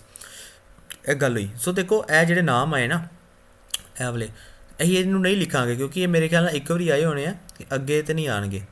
और मिस यूनीवर्स क्या वा, इंटरनेशनल क्या, बट उन्होंने इन्होंने नाम दोबारा लिता नहीं है। सो एक जस्ट एक एग्जाम्पल लगी सी कि जो तो यह होया वा, उस तो बाद अगे उन्हें क्या ब्यूटी पेजेंट्स की गल आई इतने, देखो अगे फिर ब्यूटी पेजेंट्स, अगे फिर मेरे ख्याल ब्यूटी पेजेंट्स। सो ब्यूटी पेजेंट्स की पेजेंट की गल ज़्यादातर आ रही है, टॉपिक होगा देखो। ठीक है, बाकी क्विकली नू समझना पैंदा वै, सारी 60-70% घट्टो घट्ट पढ़िया करो कि गल की हो रही है, फिर तुहानू आइडिया लगेगा। सो अपोनेंट्स आर्ग्यू करते हैं कि beauty pageants are demeaning to women and out of sync with times, academic words है ने। ठीक है, आप पहले यूज़ करांगे। सिंबल ऑफ डिक्लाइन भी गिने भी ने क्या, in past few decades Australia has taken a few steps, कि उन्हें रियल स्टैप्स लेते हैं toward treating women with dignity. अब अभी वधिया लाइन है कि ऑस्ट्रेलिया ने की किया, right. Young women are being brought up knowing that they can do anything as shown by inspiring model. ਹੁਣ 2003 ਦੀ ਕੋਈ ਗੱਲ ਕੀਤੀ ਉਹਨੇ ਆਸਟ੍ਰੇਲੀਆ 'ਚ ਹੋਇਆ ਸੀ, ਇਹ ਫਾਲਤੂ ਗੱਲ ਹੈਗੀ, ਅਸੀਂ ਲਾਈਨ ਨਹੀਂ ਪਿਕ ਕਰਾਂਗੇ ਆਵਲੇ, ਠੀਕ ਹੈ, ਅਸੀਂ ਉਹਨੂੰ ਛੱਡ ਦਾਂਗੇ। Almost all of the pageant victors are wafer thin, reinforcing the message that thin equals beautiful. This ignores the fact that men and women come in all sizes. ਸੋ ਨੀਚੇ ਵਿੱਚੋਂ ਵੀ 60% ਉਹਦੀ ਕੋਈ ਲਾਈਨ ਲਿਖੀ ਹੈ, ਰਹਿਣ ਦਾਂਗੇ, ਕੋਈ ਹੋਰ ਲਾਈਨ ਪਿਕ ਕਰ ਲਾਂਗੇ। ਲੈਟਸ ਸੀ, ਹੁਣ ਸਟਾਰਟ ਕਰਦੇ ਹਾਂ। EVIDENCE evidence is mounting that ਦੇ ਇੱਥੋਂ ਲਾਈਨ ਸ਼ੁਰੂ ਕਰ ਸਕਦੇ ਹਾਂ। There has been a dramatic increase in interest in beauty pageant in this country, ਕਿ ਇਸ ਕੰਟਰੀ ਵਿੱਚ ਬਿਊਟੀ ਪੇਜੈਂਟ ਦੀ ਕਾਫੀ ਜ਼ਿਆਦਾ ਇਨਕਰੀਜ਼ ਹੋਇਆ ਇੰਟਰਸਟ ਦੇ ਵਿੱਚ। ਮੈਂ ਐਜ਼ ਇਟ ਇਜ਼ ਦੇਖੋ ਲਿਖਿਆ, ਤੇ ਇਨ ਦਿਸ ਕੰਟਰੀ ਮੈਂ ਕੰਮ ਕਰਾਂਗਾ। ਇਨ ਦਿਸ ਕੰਟਰੀ ਜਿਹੜਾ ਹੈਗਾ ਵਾ, ਕਿਉਂਕਿ ਉਹਨੇ ਕੰਟਰੀ ਦਾ ਨਾਮ ਆਸਟ੍ਰੇਲੀਆ ਲਿੱਤਾ ਬਾਰ-ਬਾਰ ਜਾ ਕੇ, ਦਿਸ ਕੰਟਰੀ ਤੇ ਤਾਂ ਮੈਂ ਲਿਖਾਂਗਾ ਜੇ ਆਸਟ੍ਰੇਲੀਆ ਦਾ ਨਾਮ ਪਹਿਲਾਂ ਆਇਆ, ਇਸ ਕਰਕੇ ਪਹਿਲਾਂ ਮੈਂ ਆਸਟ੍ਰੇਲੀਆ ਦਾ ਨਾਮ ਲਿਖ ਦਾਂਗਾ, ਦਿਸ ਕੰਟਰੀ ਕੱਟ ਕੇ, ਕਿ ਇਨ ਆਸਟ੍ਰੇਲੀਆ, ਰਾਈਟ। ऑल्दो लगा दिए मगर that ALTHOUGH, although there has been a dramatic increase in interest in beauty pageants in Australia, it is vivid that ਅਪੋਨੈਂਟਸ ਕੀ ਆਰਗਿਊ ਕਰਦੇ ਨੇ ਕਿ ਬਿਊਟੀ ਪੇਜੈਂਟਸ ਆਰ ਡੀਮੀਨਿੰਗ ਟੂ ਵੂਮਨ। ਇਹ ਵਿਚਕਾਰਲਾ ਪੁਆਇੰਟਰ ਨੇ ਲਿਖਿਆ ਕੋਮਾ, ਕਿ ਵੈਦਰ ਉਹ ਮਿਸ ਯੂਨੀਵਰਸ ਹੈ ਕਿ ਮਿਸ ਇੰਟੀਨ ਇੰਟਰਨੈਸ਼ਨਲ ਹੈ। ਸੋ ਬਿਊਟੀ ਪੇਜੈਂਟਸ ਨੂੰ ਹੋਰ ਜ਼ਿਆਦਾ ਉਹਨੇ ਦੇਖੋ, ਜਿਹੜਾ ਪਿੱਛੇ ਬਿਊਟੀ ਪੇਜੈਂਟਸ ਕਿਹਾ ਸੀ ਉਹਨੂੰ ਉਹਨੇ ਹੋਰ ਐਕਸਪਲੇਨ ਕੀਤਾ ਕਿ ਚਾਹੇ ਉਹ ਇਹ ਹੈਗਾ ਕਿ ਇਹ ਹੈਗਾ। ਸੋ ਕੋਮਾਸ ਵਾਲੀ ਆਪਾਂ ਜਿਹੜੀ ਚੀਜ਼ ਵਿਚਕਾਰ ਲਿਖੀ ਉਹਨੇ ਥੋੜ੍ਹੀ ਜਿਹੀ, ਉਹਨੂੰ ਛੱਡ ਕੇ ਅਸੀਂ ਮੇਨ ਚੀਜ਼ 'ਤੇ ਆਏ। ਉਹਨੇ ਮੇਨ ਗੱਲ ਕੀ ਬਿਊਟੀ ਪੇਜੈਂਟਸ ਆਰ ਡੀਮੀਨਿੰਗ ਟੂ ਵੂਮਨ। ਸੋ ਇਹ ਮੇਨ ਗੱਲ ਹੈਗੀ। ਸੋ ਮੈਂ ਇਹਨੂੰ ਇੰਝ ਲਿਖ ਦਾਂਗਾ ਦੈਟ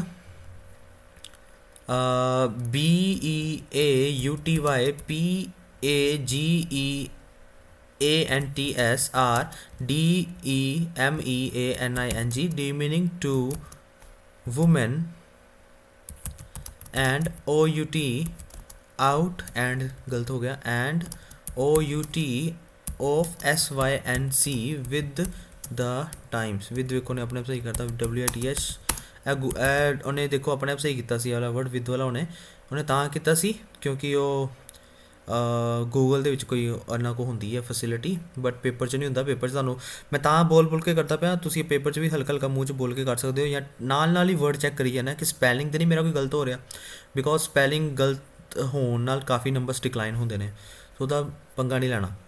ਇੱਥੋਂ ਤੱਕ ਆ ਗਿਆ। ਫੋਰ ਵਿੱਚ ਲਗਾਇਆ, ਹੋ ਕੇ ਲਾਈਨ ਦੇਖੋ ਪਿਕ ਕਰੋ, ਉਹਦੇ 'ਚੋਂ ਕੋਈ ਵੀ ਆ ਲਿਖ ਦਿੰਦੇ ਆ कि Australia has taken a real step toward treating women with dignity and respect, कि ऑस्ट्रेलिया ने यह काम किया है। For which Australia has taken a real step toward treating women with dignity and respect, comma as such the key factors associated with it include, ਕੀ include ਕਰਦੇ ਨੇ। ਹੁਣ 4-5-6 ਕੀ ਪੁਆਇੰਟ ਲਿਖਾਂਗੇ, ਮੇਰੇ ਕੋਲ ਪਹਿਲਾਂ ਵੇਖਣਾ ਵਰਡ ਲਿਮਿਟ ਕਿੰਨੀ ਹੈਗੀ ਹੈ। ਨੀਚੇ 59 ਵਰਡਸ ਤੱਕ ਆ ਗਿਆ। ਸੋ ਆਪਾਂ ਮਤਲਬ ਲਿਖ ਸਕਦੇ ਹਾਂ ਕੁਝ, ਤੁਹਾਡੇ ਕੋਲ 75 ਤੋਂ ਘੱਟ ਲਿਖਣਾ, 72 73 ਤੱਕ ਹੈਗੇ ਸਾਡੇ ਕੋਲ 10 11 12 ਵਰਡ ਦੀ ਲਿਮਿਟ। ਆ ਲਿਖ ਦਿੰਦੇ ਹਾਂ ਸਿੰਬਲਸ of decline, SYMBOLS ਸਿੰਬਲਸ of decline, comma ਇਹ ਤਾਂ ਐਗਜ਼ਾਮਪਲ ਦੇ ਵਿੱਚ ਆ ਰਿਹਾ ਸੀ, ਹੋਰ ਕਿੱਥੇ ਵੇਖਦੇ ਹਾਂ। ignores the fact that women come in all sizes and shapes despite the fact that women normal base such may profoundly hazardous for the young, hazardous to the mental health of the young Australians। ਕਹਿੰਦਾ ਵਾ ਕਿ ਇਹੋ ਜਿਹੇ messages ਬੜੇ profoundly hazardous ਹੈਗੇ ਨੇ mental health of Australians ਤੇ। ignores the fact that men come with the ਉੱਪਰ ਵਿੱਚੋਂ ਅਸੀਂ ਸ਼ਾਇਦ ਇਹ ਲਾਈਨ ਰਹਿ ਗਈ ਸਾਡੀ, ਇਹ ਨਹੀਂ ਲਿਖੀ ਸੀ, ਇਹ ਲਿਖ ਦਿੰਦੇ ਹਾਂ ਹਾਰਮਲੈਸ ਰਿਮਾਈਂਡਰਸ ਆਫ ਓਲਡ ਫੈਸ਼ਨ ਵੈਲਿਊਜ਼, ਠੀਕ ਹੈ। ਆ ਲਿਖ ਦਿੰਦੇ ਹਾਂ ਕਿ ਹਾਰਮਲੈਸ ਰਿਮਾਈਂਡਰਸ ਹੈਗੇ ਨੇ ਓਲਡ ਫੈਸ਼ਨ ਵੈਲਿਊਜ਼ ਦੇ। ਨੀਚੇ ਇਹ 67 ਵਰਡਸ ਹੋਏ ਨੇ, ਐਂਡ ਪਾਉਂਦੇ ਹਾਂ ਅਤੇ ਵਿੱਚ ਕੋਈ ਹੋਰ ਪੁਆਇੰਟ ਲਿਖ ਦਿੰਦੇ ਹਾਂ। ਇਹਨੇ ਕਿਹਾ ਸੀ ਇਹ ਮੈਸੇजेस ਬਹੁਤ ਪ੍ਰੋਫਾਊਂਡਲੀ ਹਜ਼ਾਰਡਸ ਹੈਗੇ ਨੇ ਮੈਂਟਲ ਹੈਲਥ, ਤੁਸੀਂ ਇਹ ਲਿਖ ਦਿਓ mental health of young Australians, ਤੁਸੀਂ ਇਹਨਾਂ ਚੁੱਕ ਕੇ ਲਿਖ ਦਿਓ ਐਂਡ ਫੁੱਲ ਸਟਾਪ। 73 वर्ड तक गई मेरी limit. Okay let's check.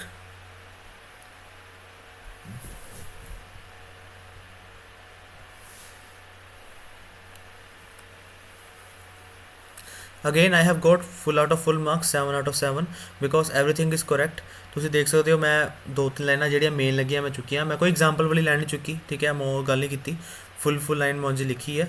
And ਜਿਹੜੇ ਕੀ ਪੁਆਇੰਟਸ ਹੈਗੇ ਜਿਹੜੇ ਮੈਨੂੰ ਲੱਗੇ ਮੇਨ ਮੈਂ ਲਿਖ ਦਿੱਤੇ, ਜਿਵੇਂ ਕਿ 올ਡ ਫੈਸ਼ਨ ਵੈਲਿਊਜ਼ ਐਂਡ ਇਹ ਵਾਲੇ। ਸੋ ਇਹ ਤੁਸੀਂ ਆਪ ਦੇਖਣਾ ਕਿ ਕਿਹੜੇ ਕਿਹੜੇ ਅੱਛੇ ਕੀ ਪੁਆਇੰਟ ਹੈਗੇ, ਤੁਸੀਂ ਉਹੀ ਮੈਂਸ਼ਨ ਕਰਨੇ ਨੇ, ਠੀਕ ਹੈ। ਕਲੋਜ਼ ਕਰਦੇ ਹਾਂ। ਇਹ ਪ੍ਰੀਵੀਅਸਲੀ ਜਿਹੜਾ ਮੈਂ ਲਿਖਿਆ ਸੀ ਉਹ ਆ ਗਿਆ। ਇਸ ਵੀਡੀਓ ਦੇ ਲਾਸਟ 'ਤੇ ਜਿਹੜੀ ਡਿਸਕ੍ਰਿਪਸ਼ਨ ਹੁੰਦੀ ਨਾ ਵੀਡੀਓ ਦੀ YouTube ਦੇ ਥੱਲੇ, ਉਹਦੇ ਵਿੱਚ ਮੈਂ ਆਪਣੇ ਆਨਸਰ ਮੈਂਸ਼ਨ ਵੀ ਕਰ ਦਾਂਗਾ, ਇਹ ਵਾਲੇ ਮੈਂ ਪੇਸਟ ਕਰ ਦਾਂਗਾ, ਠੀਕ ਹੈ ਜੀ। ਨੰਬਰ ਵੀ ਪਾ ਦਿੰਦੇ ਹਾਂ ਕਿ ਕਿਹੜੀ ਸਮਰੀ ਮੈਂ ਕੀਤੀ ਹੈ, ਉਹਦਾ ਨੰਬਰ ਵੀ ਮੈਂਸ਼ਨ ਕਰ ਦਿੰਦੇ ਹਾਂ। ਫੋਰ ਐਗਜ਼ਾਮਪਲ ਇਹ ਵਾਲਾ ਨੰਬਰ ਸੀ, ਆ ਮੈਂ ਕੀਤੀ ਸੀ ਬਿਊਟੀ ਕੋਂਟੈਸਟ ਵਾਲੀ, ਨੰਬਰ 12 BEAUTYCONTEST। ਅਤੇ ਉਸ ਤੋਂ ਬਾਅਦ ਮੈਂ ਪਿਛਲੀ ਕੀਤੀ ਸੀ, ਦੇਖਦੇ ਹਾਂ ਕਿਹੜੀ ਹੈ, previous physical activity, benefits of physical activities, benefits of PHY physical activities. ਇੱਕ ਦੋ ਹੋਰ ਕਰਦੇ ਹਾਂ, ਕੋਈ ਟਫ ਵਾਲੀ ਵੀ ਕਰਕੇ ਦਿਖਾਵਾਂਗਾ ਤੁਹਾਨੂੰ ਮੈਂ। ਟਫ ਵਾਲੀ ਇੰਝ ਹੁੰਦੀ ਹੈ ਕਿ ਕਾਫੀ ਕੁਛ ਸਾਨੂੰ ਸਮਝ ਨਹੀਂ ਲੱਗਣਾ ਉਹ 'ਚ ਕੀ ਲਿਖਦੀ ਹੈ, ਪੁਆਇੰਟ ਥੋੜ੍ਹੇ ਟਫ ਹੁੰਦੇ ਨੇ, ਵਰਡਿੰਗ ਬੜੀ ਟਫ ਹੁੰਦੀ ਹੈ। ਦੇਖਦੇ ਹਾਂ ਕੋਈ ਦਿਖਾਉਣਾ ਤੁਹਾਨੂੰ ਮੈਂ ਕਰਕੇ।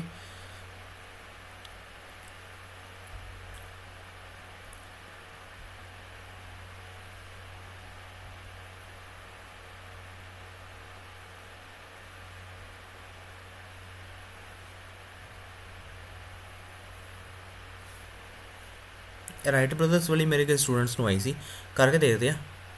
ਰਾਈਟ ਬ੍ਰਦਰਸ ਵਾਲੀ, ਓਕੇ। ਔਰੀਵਲ ਐਂਡ ਵਿਲਬਰ ਰਾਈਟ ਵਰ ਬ੍ਰਦਰਸ ਲਿਵਿੰਗ ਇਨ ਡੇਟਨ, ਕਿ ਇਹ ਦੋਨੋਂ ਬ੍ਰਦਰਸ ਹੈਗੇ ਸੀ ਜਿਹੜੇ ਰਹਿੰਦੇ ਸੀ ਇਸ ਜਗ੍ਹਾ 'ਤੇ।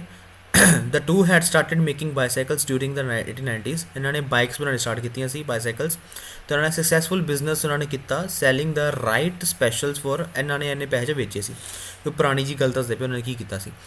ਦਿਸ experience with the building light, ਉਹਨਾਂ ਨੇ ਕੀ ਕੀਤਾ, light strong machines would prove valuable. ਆ ਜਿਹੜੇ ਚੀਜ਼ਾਂ ਵੇਚਦੇ ਸੀ ਬੜਾ ਵੈਲਿਊਏਬਲ ਪ੍ਰੂਵ ਹੋਇਆ ਆਉਣ ਵਾਲੇ ਸਾਲ ਦੇ ਵਿੱਚ। After the brothers interest turn to flight, ਅਤੇ ਉਹਨਾਂ ਦਾ ਇੰਟਰਸਟ ਫਲਾਈਟ ਵੱਲ ਹੋ ਗਿਆ। Others in the United States, ਹੁਣ ਦੇਖੋ ਅਸੀਂ ਪਿਛਲੇ ਪੈਰੇ 'ਚ ਪੜ੍ਹ ਕੇ ਔਰਵਿਲ ਐਂਡ ਵਿਲਬਰ ਰਾਈਟ, ਇਹਨਾਂ ਦੋਨੋਂ ਬ੍ਰਦਰਸ ਬਾਰੇ। ਹੁਣ ਜੇ ਇਹਨਾਂ ਦਾ ਬਾਰ ਨਾਮ ਆਇਆ ਹੋਏਗਾ ਤਾਂ ਅਸੀਂ ਲਿਖਾਂਗੇ, ਓਬਵੀਅਸਲੀ ਆਏਗਾ ਕਿਉਂਕਿ ਇਹਨਾਂ ਨੂੰ ਬਾਰ ਰਾਈਟ ਬ੍ਰਦਰਸ ਕਰਕੇ ਵੇਖੋ ਥੱਲੇ ਕਾਫੀ ਵਾਰੀ ਐਕਸਪਲੇਨ ਕੀਤਾ। ਸੋ ਮਤਲਬ ਇਹਨਾਂ ਦਾ ਨਾਮ ਲਿਖ ਸਕਦੇ ਹਾਂ ਅਸੀਂ। ਹੁਣ ਇਹ ਲਾਈਨ ਪੜ੍ਹੋ, others in the United status ਵਰ also developing aircraft at the time of right brothers. ਕਹਿੰਦਾ ਦੂਜੇ ਵੀ ਬੰਦੇ ਯੂਨਾਈਟਿਡ ਸਟੇਟਸ ਦੇ ਵਿੱਚ ਏਅਰਕ੍ਰਾਫਟ ਡਿਵੈਲਪ ਕਰ ਰਹੇ ਸੀ। ਰਿਟਰਨਿੰਗ ਦੇਅਰ ਕਿਊਰਿਓਸਿਟੀ ਸਕਾਈਵਰਡ ਕੋਈ ਗੱਲ ਕੀਤੀ ਹੈ। ਸੈਮਿਊਲ ਬਾਰੇ ਗੱਲ ਆ ਗਈ, ਸੈਮਿਊਲ ਲੈਂਗਲੇ ਹੈਡ ਫਲੋਨ ਐਨ ਅਨਮੈਨਡ ਸਟੀਮ ਪਾਵਰਡ ਏਅਰਕ੍ਰਾਫਟ। ਫਿਰ ਆਕਟੇਵ ਦੀ ਗੱਲ ਆ ਗਈ, ਉਹਨੇ ਕੀ ਕੀਤਾ, ਫਿਰ ਸ਼ਿਕਾਗੋ ਦੇ ਵਿੱਚ, ਫਿਰ ਉਹਨੇ ਰਾਈਟ ਬ੍ਰਦਰਸ ਦੀ ਫਿਰ ਗੱਲ ਆ ਗਈ। ਸੋ ਮਤਲਬ ਜਿਹੜੇ ਬਾਕੀ ਦੋਨਾਂ ਦੇ ਨਾਮ ਹੈ ਆਪਾਂ ਉਹਨਾਂ ਦਾ ਨਾਮ ਨਹੀਂ ਲਿਖਾਂਗੇ, ਸਿਰਫ ਆਪਾਂ ਰਾਈਟ ਬ੍ਰਦਰਸ ਬਾਰੇ ਗੱਲਾਂ ਜੋ ਹੋਈਆਂ ਉਹੀ ਲਿਖਾਂਗੇ, ਠੀਕ ਹੈ ਜੀ। ਸੋ ਪਹਿਲਾਂ ਨੂੰ ਤੁਸੀਂ ਪੜ੍ਹ ਲੈਣਾ, ਅਤੇ ਮੈਂ ਵੈਸੇ ਸਟਾਰਟ ਕਰਨ ਲੱਗਾ ਜੀ without wasting any time. Evidence is mounting that. ਮੈਂ ਜਲਦੀ ਤਾਂ ਕਰ ਰਿਹਾ ਬਿਕੋਜ਼ ਮੈਂ ਵੀਡੀਓ ਬਹੁਤ ਜ਼ਿਆਦਾ ਲੈਂਥੀ ਨਹੀਂ ਬਣਾਉਣੀ, ਇੱਕ ਸ਼ਾਰਟ ਬਣਾ ਰਿਹਾ ਕਿ ਤੁਹਾਨੂੰ ਜਲਦੀ ਸਮਝ ਲੱਗੇ। ਤੁਸੀਂ ਆਪਣਾ ਟਾਈਮ ਪੂਰਾ ਲਵੋ, ਉਹਨੂੰ ਸਮਝੋ 2-3-4 ਮਿੰਟ ਦਾ, ਫਿਰ ਉਹਨੂੰ ਲਿਖਣਾ ਸ਼ੁਰੂ ਕਰਨਾ, ਠੀਕ ਹੈ। ਸੋ evidence is mounting that although, ਇਹੀ ਇਹ ਲਿਖਣ ਦੀ ਲੋੜ ਨਹੀਂ ਸਾਨੂੰ ਕਿ ਦੋਨੋਂ ਭਰਾ ਸੀ, ਕਿੱਥੇ ਰਹਿੰਦੇ ਸੀ। ਹਾਂ, ਇਹਨਾਂ ਦੇ ਨਾਮ ਚੁੱਕ ਲਓ। ਆ ਦੇਖੋ ਮੈਂ ਕੀ ਗੱਲ ਲਗਾ, ਔਰਵਿਲ ਐਂਡ ਰਾਈਟ ਬ੍ਰਦਰਸ ਲਿਖਾਂਗੇ ਕਿਉਂਕਿ ਸਾਰੇ ਆ ਰਿਹਾ ਕਿਤੇ। Right brothers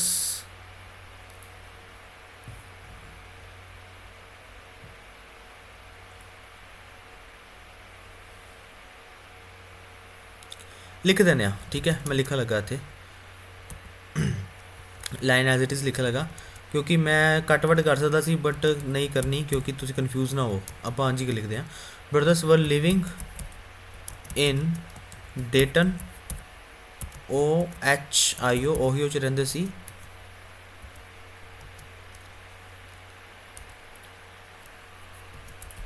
it is vivid that,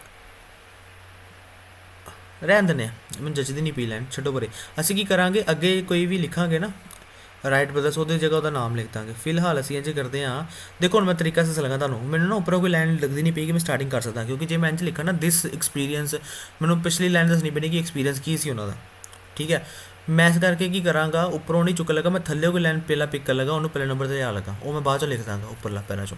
हूँ थल्ले कोई लाइन पिक कर लेने, उतों स्टार्टिंग करते हैं, जरूरी नहीं है कि उपरों ही करना है। ए लाइन पिक कर लेने। Although it wasn't until at the space the kami, it wasn't until the Wright brothers the started making on a matter that flying problem would be finally solved। solve ਦੀ ਜਗ੍ਹਾ ਮੈਨੂੰ ਆਂਦਾ ਹੈ ਕਿ ਇਹਨੂੰ overcome ਕਹਿ ਸਕਦੇ ਹਾਂ, solved ਨੂੰ ਮੈਂ ਓਵਰਕਮ ਕਰ ਦਿੱਤਾ, comma it is vivid that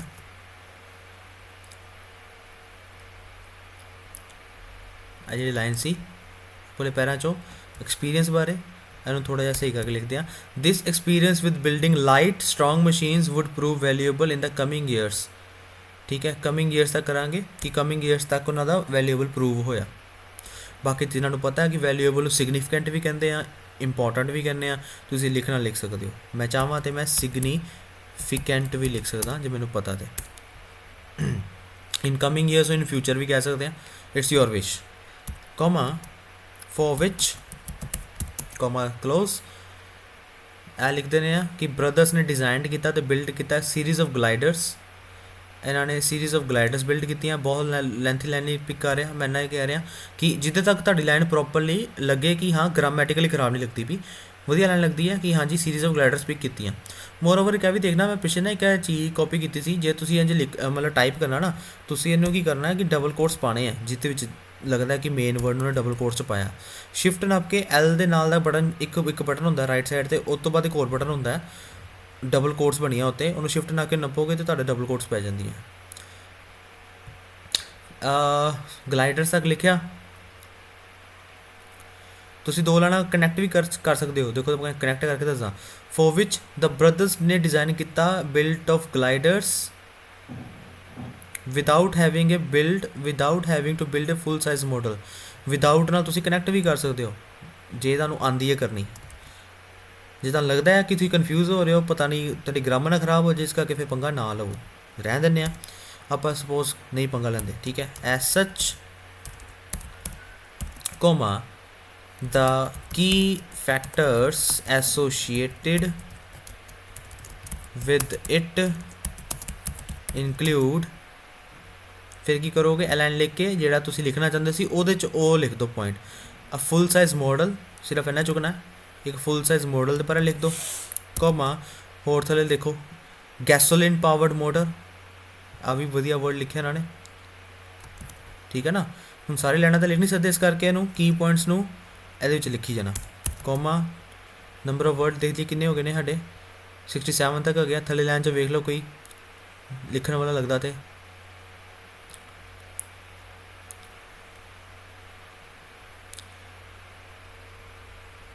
ਕਹਿੰਦਾ one of the key features of design is something they learn from watching birds। watching birds ਲਿਖਦੇ ਨੇ, watching birds। ਹੋਰ ਉੱਪਰ ਚਲ ਜਾਣੇ ਕੋਈ ਕੀ ਪੁਆਇੰਟ ਲੱਗਦਾ ਹੋਵੇ ਤੇ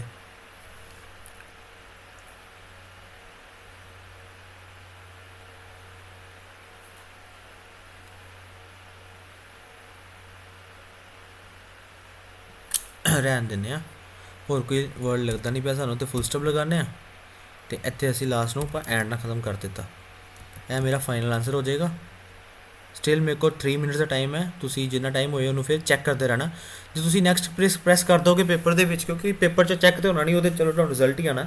ਤੁਸੀਂ ਹੁਣ ਜੇ ਨੈਕਸਟ ਕਰ ਦੋਗੇ ਪੇਪਰ ਦੇ ਵਿੱਚ ਇਹਨੂੰ ਚੈੱਕ ਕੀਤੇ ਬਿਨਾਂ ਟਾਈਮ ਤੁਹਾਡੇ ਕੋਲ ਬਚਿਆ ਤਾਂ ਵੀ ਤੁਸੀਂ ਨੈਕਸਟ ਕਰੀ ਜਾਂਦੇ ਜੇ, ਅਗਲੇ ਕੁਐਸਚਨ ਦੇ ਵਿੱਚ ਟਾਈਮ ਐਡ ਨਹੀਂ ਹੋਣਾ। ਇਸ ਕਰਕੇ ਪ੍ਰੋਪਰ ਜਿਹੜਾ ਤੁਹਾਡੇ ਕੋਲ ਟਾਈਮ ਬਚਿਆ ਤੁਸੀਂ ਉਹਨੂੰ ਚੈੱਕ ਕਰਦੇ ਰਹਿਣਾ। ਚੈੱਕ ਕੀ ਕਰਨਾ, ਸਮਟਾਈਮ ਇਸ ਤਰ੍ਹਾਂ ਦੀ ਗਲਤੀ ਹੁੰਦੀ ਹੈ ਕਿ ਸਪੇਸ 2 ਦਿੱਤੀਆਂ ਹੁੰਦੀਆਂ। ਠੀਕ ਹੈ, ਇੱਥੇ ਤੇ ਮੇਰਾ ਚਲੋ ਇੱਕ ਸੌਫਟਵੇਅਰ ਇੰਸਟਾਲ ਹੈ, ਮੈਨੂੰ ਦੱਸਦਾ ਪਿਆ ਮੈਂ ਪੇਪਰ 'ਚ ਤੇ ਤੁਹਾਨੂੰ ਕੁਝ ਵੀ ਨਹੀਂ, ਵੇਖੋ ਪੇਪਰ 'ਚ ਤੁਹਾਨੂੰ ਉਹਨੇ ਦੱਸਣਾ ਨਹੀਂ ਜੇ ਕਿ ਤੁਹਾਡੀ ਗਲਤੀ ਹੈ ਕਿ ਨਹੀਂ ਹੈ। ਨਹੀਂ ਹੋਇਆ, ਸਪੋਜ਼ ਕਰੋ ਆ ਵੇਖੋ ਇਸ ਤਰ੍ਹਾਂ ਦੀ ਗਲਤੀ ਆਉਂਦੀ ਹੈ। ਠੀਕ ਹੈ, ਕਈ ਵੇਲੇ ਕੀ ਹੁੰਦਾ ਹੈ ਕਿ ਫੈਕਟਰਸ ਦੇ ਸਪੈਲਿੰਗ ਹੈ ਹੈਗੇ ਨੇ ਤੇ ਗਲਤੀ ਨਾਲ ਸਟੂਡੈਂਟ ਨੇ ਨਾ ਸਪੈਲਿੰਗ ਦੀ ਗਲਤੀ ਕਰ ਲੈਂਦਾ, ਫੈਕਟਰਸ FACT ਲਿਖਣਾ ਹੁੰਦਾ TC ਲਿਖਿਆ ਹੁੰਦਾ, ਉਹ ਇੰਝ ਨਹੀਂ ਪਤਾ ਲੱਗਦਾ। ਉਹ ਤਾਂ ਪਏਗਾ ਕਿ ਤੁਸੀਂ ਧਿਆਨ ਨਾਲ ਦੇਖੋ ਤਾਂ ਪਤਾ ਲੱਗਦਾ। ਇਸ ਕਰਕੇ ਮੈਂ ਕਹਿ ਰਿਹਾ ਕਿ ਜਿਹੜਾ ਵੀ ਤੁਸੀਂ ਵਰਡ ਲਿਖਣਾ ਵਾ ਉਹਨੂੰ ਨਾਲ ਦੇ ਨਾਲ ਹੀ ਤੁਸੀਂ ਚੈੱਕ ਕਰੀ ਜਾਣਾ। ਚਲੋ ਅਸੀਂ ਇਹਨੂੰ ਸਬਮਿਟ ਕਰਦੇ ਹਾਂ।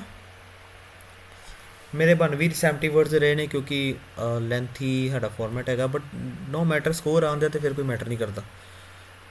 ਅਗੇਨ ਵਨਸ ਅਗੇਨ ਤੁਹਾਡੇ ਸਾਹਮਣੇ 7 ਆਊਟ ਆਫ 7 ਸਕੋਰਸ ਅਗੇਨ। 7 ਵਿੱਚੋਂ ਤੁਹਾਨੂੰ 6 ਵੀ ਦੇ ਰਿਹਾ ਜਾਂ 5.5 6 ਵੀ ਦੇ ਰਿਹਾ ਵੇ ਤਾਂ ਵੀ ਸਫੀਸ਼ੀਐਂਟ ਹੈ। 6.5 ਜਾਂ 5.5 ਤਾਂ ਦੇਵੇਗਾ ਜੇ ਤੁਹਾਡੀ ਸਪੈਲਿੰਗ ਕੋਈ ਗਲਤੀ ਆ ਗਈ, ਤੁਸੀਂ ਚੈੱਕ ਨਹੀਂ ਕਰ ਪਾਏ, ਜਾਂ ਫਿਰ ਕੋਈ ਸਪੇਸ ਜ਼ਿਆਦਾ ਦਿੱਤੀ ਹੈ ਜਾਂ ਕੁਛ ਹੋਰ ਕੋਮਾ ਦੀ ਗਲਤੀ ਲਾ ਦਿੱਤੀ ਤੁਸੀਂ, ਹੈ ਨਾ। ਜੇ ਤੁਸੀਂ ਬਿਲਕੁਲ ਇਹੋ ਜਿਹੀ ਗਲਤੀਆਂ ਨਹੀਂ ਕਰਦੇ ਫਿਰ ਤੇ ਮਾਰਕਸ ਲੈਣ ਤੋਂ ਤੁਹਾਨੂੰ ਕੋਈ ਰੋਕ ਹੀ ਨਹੀਂ ਸਕਦਾ ਜੀ।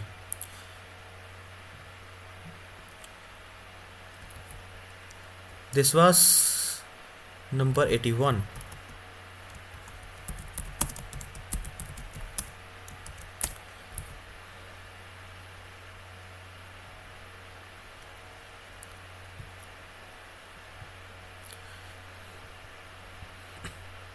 ਰੈਂਡਮਲੀ ਲਾਸਟ ਮੈਂ ਕੋਈ ਹੋਰ ਵੀ ਕਰਕੇ ਦੇ ਲੇਗਾ ਤੁਹਾਨੂੰ, ਕੋਈ ਵੀ ਪਿਕ ਕਰਦੇ ਹਾਂ। ਟਰੀ ਰਿੰਗਸ ਵੀ ਅੱਜ ਕਾਫੀ ਵਾਰੀ ਸੁਣਨ ਨੂੰ ਮਿਲੀ ਹੈ, ਮੈਨੂੰ ਵੀ ਐਗਜ਼ਾਮ 'ਚ ਆਈ ਸੀ ਪਰ ਪੈਰਾ ਥੋੜ੍ਹਾ ਲੈਂਥੀ ਸੀ। ਇਹ ਕਰਕੇ ਦੇਖਦੇ ਹਾਂ ਕੀ ਕਹਿੰਦਾ। Tree ring evidence is mounting that although here's how tree ring dating known to scientists as dendrochronology works. If you cut a tree down today, it's safer to count the words from the tree outside. Hence, the sequence of ring cross section like a Morse code, formerly used the sending telegraphs. Dot dash Morse code fire. Tree ring ਬਾਰੇ ਗੱਲ ਹੋ ਰਹੀ, main tree ring ਬਾਰੇ ਕਾਫੀ ਵਾਰੀ ਆ ਰਿਹਾ word. Morse code ਦੀ ਉਹਨੇ ਵੈਸੇ ਗੱਲ ਕੀਤੀ ਕਿਤੇ, ਬਾਕੀ ਪੜ੍ਹ ਲਓ ਤੁਸੀਂ ਵੀ ਧਿਆਨ ਨਾਲ। ਫਿਰ ਮੈਂ ਕਹਿ ਰਿਹਾ ਨੈਸੈਸਰੀ ਨਹੀਂ ਕਿ ਪਹਿਲੀ ਲਾਈਨਾਂ ਤੋਂ ਲਿਖਣਾ ਜ਼ਰੂਰੀ ਨਹੀਂ ਗਾ ਕਿ ਤੁਸੀਂ ਪਹਿਲੀ ਲਾਈਨਾਂ ਤੋਂ ਲਿਖਣਾ ਜ਼ਰੂਰੀ ਹੈ। ਜੇ ਤੁਹਾਨੂੰ ਲੱਗਦਾ ਕੋਈ ਵਰਡ ਤਾਂ ਲਿਖੋ, ਨਹੀਂ ਤਾਂ ਤੁਸੀਂ ਵਿੱਚ ਘਰੋਂ ਵੀ ਕੋਈ ਲਾਈਨ ਬਣੀ ਬਣਾਈ ਚੁੱਕ ਸਕਦੇ ਹੋ ਜਿਹੜੀ ਤੁਹਾਨੂੰ ਲੱਗਦਾ ਕਿ ਐਗਜ਼ੈਕਟਲੀ ਲਿਖੀ ਹੈ, ਵਧੀਆ ਲਿਖੀ ਹੈ। ਦੇਖੋ ਜੀ ਮੈਂ ਤਾਂ ਇੱਥੋਂ ਕਰਾਂਗਾ। The tree ring sequence is more diagnostic and richer information than the Morse code. ਕਿ ਇਹ ਦੋਨਾਂ ਦੇ ਬਾਰੇ ਗੱਲ ਕਰ ਰਿਹਾ, ਮੋਰਸ ਕੋਡ ਵੀ ਟਰੀ ਰਿੰਗ ਬਾਰੇ ਵੀ, ਤਾਂ ਮੈਂ ਲਿਖ ਸਕਦਾ although tree ring sequence is even more richer in information than the Morse code, it is vivid that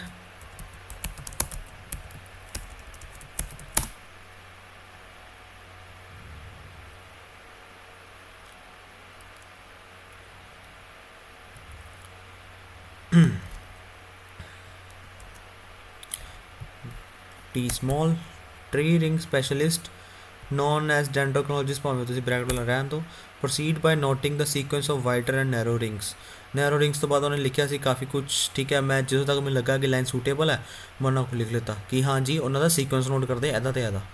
ਅੱਗੇ ਤਾਂ ਬਹੁਤ ਐਕਸਪਲੇਨ ਹੈ, ਇੰਨਾ ਵੱਡੀ ਲਾਈਨ ਨਹੀਂ ਪਿਕ ਕਰਾਂਗੇ, ਇਹ ਨਹੀਂ ਗਾ ਤੁਸੀਂ ਸਾਰੀ ਲਾਈਨ ਇੱਥੋਂ ਤੱਕ ਲਿਖ ਦਿਓ, ਬਹੁਤ ਜ਼ਿਆਦਾ ਕਾਪੀ ਹੋਏ ਨਾ ਨੰਬਰ ਖਰਾਬ ਹੋਏ ਨੇ ਤੁਹਾਡੇ ਸਾਰੇ। ਸੋ ਉਨੀ ਕੁ ਲਾਈਨ ਪਿਕ ਕਰਨੀ ਹੈ, ਮਤਲਬ ਨਕਲ ਅਕਲ ਨਾ ਮਾਰਨੀ ਹੈ, ਉਨੀ ਕੁ ਲਾਈਨ ਪਿਕ ਕਰਨੀ ਹੈ ਜਿੱਥੋਂ ਤੱਕ ਤੁਹਾਡੀ ਸੈਂਸ ਵੀ ਬਣੇ, ਧਿਆਨ ਨਾਲ ਸਮਝਣਾ, ਸੈਂਸ ਵੀ ਬਣੇ ਅਤੇ ਲੱਗੇ ਵੀ ਨਾ ਕਿ ਮੈਂ ਬਹੁਤ ਜ਼ਿਆਦਾ ਕਾਪੀ ਕੀਤਾ, ਠੀਕ ਹੈ ਜੀ। ਜੇ ਕਿਸੇ ਲਾਈਨ ਦੀ ਸੈਂਸ ਨਹੀਂ ਸਮਝ ਲੱਗਦੀ ਵੀ ਇਸ ਬੈਟਰ ਕਿ ਉਹ ਲਾਈਨ ਨਾਲ ਲਿਖੋ, ਕੋਈ ਹੋਰ ਲਾਈਨ ਪਿਕ ਕਰ ਲਓ।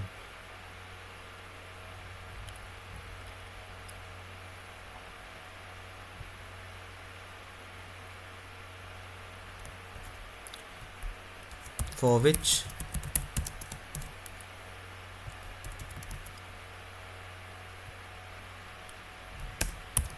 as such the key factors associated with it include, ਦੇਖੋ ਜੀ ਇੱਥੇ ਲਿਖਿਆ ਰੀਕਨਸਟਰਕਟ ਦਾ ਪਾਸਟ ਕਲਾਈਮੇਟ, ਮੈਨੂੰ ਲੱਗਦਾ ਪਿਆ ਇੰਪੋਰਟੈਂਟ ਹੈ। ਮੈਂ ਕੀ ਕਰਾਂਗਾ, ਰੀਕਨਸਟਰਕਟ ਨੂੰ ING ਕਰ ਦਾਂਗਾ, ਰੀਕਨਸਟਰਕਟਿੰਗ ਕਰ ਦਾਂਗਾ। ਮੈਂ ਤੁਹਾਨੂੰ ਪਹਿਲਾਂ ਕਿਹਾ ਕਿ ਵਰਬ ਚੁੱਕ ਰਹੇ ਹੋ ਤਾਂ ਉਹਨੂੰ ING ਕਰ ਦੇਣਾ। ਰੀਕਨਸਟਰਕਟਿੰਗ ਦਾ past climate, we have to give a space. Let's see the number of words, already 73 words ਤੱਕ ਲਿਖ ਚੁੱਕੇ ਹਾਂ, ਸੋ ਕੀ ਕਰਾਂਗੇ ਕਿ ਇੰਨਾ ਹੀ ਖਤਮ ਕਰ ਦਾਂਗੇ। ਹੁਣ ਪਿੱਛੇ ਮੈਨੂੰ ਲੱਗਦਾ ਮੈਂ ਕੁਛ ਲਿਖਣ ਰਹਿ ਨਹੀਂ ਗਿਆ, ਸਾਰਾ ਕੁਛ ਤਾਂ ਆਲਮੋਸਟ ਮੈਂ ਲਿਖ ਦਿੱਤਾ ਹੋਇਆ ਵਾ, ਕੋਈ ਹੋਰ ਤੁਹਾਨੂੰ ਲਿਖਣ ਦੀ ਜ਼ਰੂਰਤ ਨਹੀਂ ਹੈ, ਠੀਕ ਹੈ ਜੀ। ਇੰਨਾ ਹੀ ਲਿਖਦੇ ਹਾਂ। ਸਪੋਜ਼ ਕਰਦੇ ਹੋ ਫੈਕਟਰਸ ਦੇ ਵਿੱਚ ਆਪਾਂ ਹੋਰ ਨਹੀਂ ਲਿਖੇ,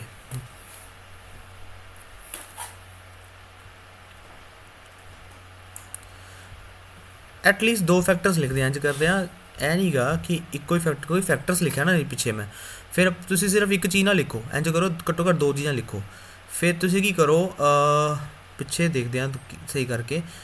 ਟੈਨ ਇਜ਼ ਦੈਟ ਦ ਇਹਨੂੰ ਇਹ ਲਾਈਨ ਛੱਡ ਦਿੰਦੇ ਆ, ਇਹ ਬੋਨਸ ਆਫ ਛੱਡ ਦਿੰਦੇ ਆ, ਸਿੱਧਾ ਇਹਨਾਂ ਲਿਖੋ for which the width and substructure of each ring reflect the amount of rain and the season, ਕਿ ਹਰ ਇੱਕ ਰਿੰਗ ਦੀ ਵਿਡਥ ਸਬ ਸਟਰਕਚਰ ਉਹਦਾ ਅਮਾਊਂਟ ਦੱਸਦੀ ਹੈ। ਇੰਨਾ ਹੀ ਬੜਾ ਠੀਕ ਹੈ ਜੀ। ਹੁਣ ਇੱਥੇ ਤੁਹਾਡੇ ਕੋਲ ਜਗ੍ਹਾ ਬਚ ਗਈ, ਸੋ ਐਂਡ ਲਗਾਇਆ। ਐਂਡ ਲਗਾ ਕੇ ਕੋਈ ਹੋਰ ਵਰਡ ਦੇਖੋ ਕਿਹੜਾ ਤੁਹਾਨੂੰ ਲੱਗਦਾ ਵਧੀਆ ਵਾਲਾ word. Known.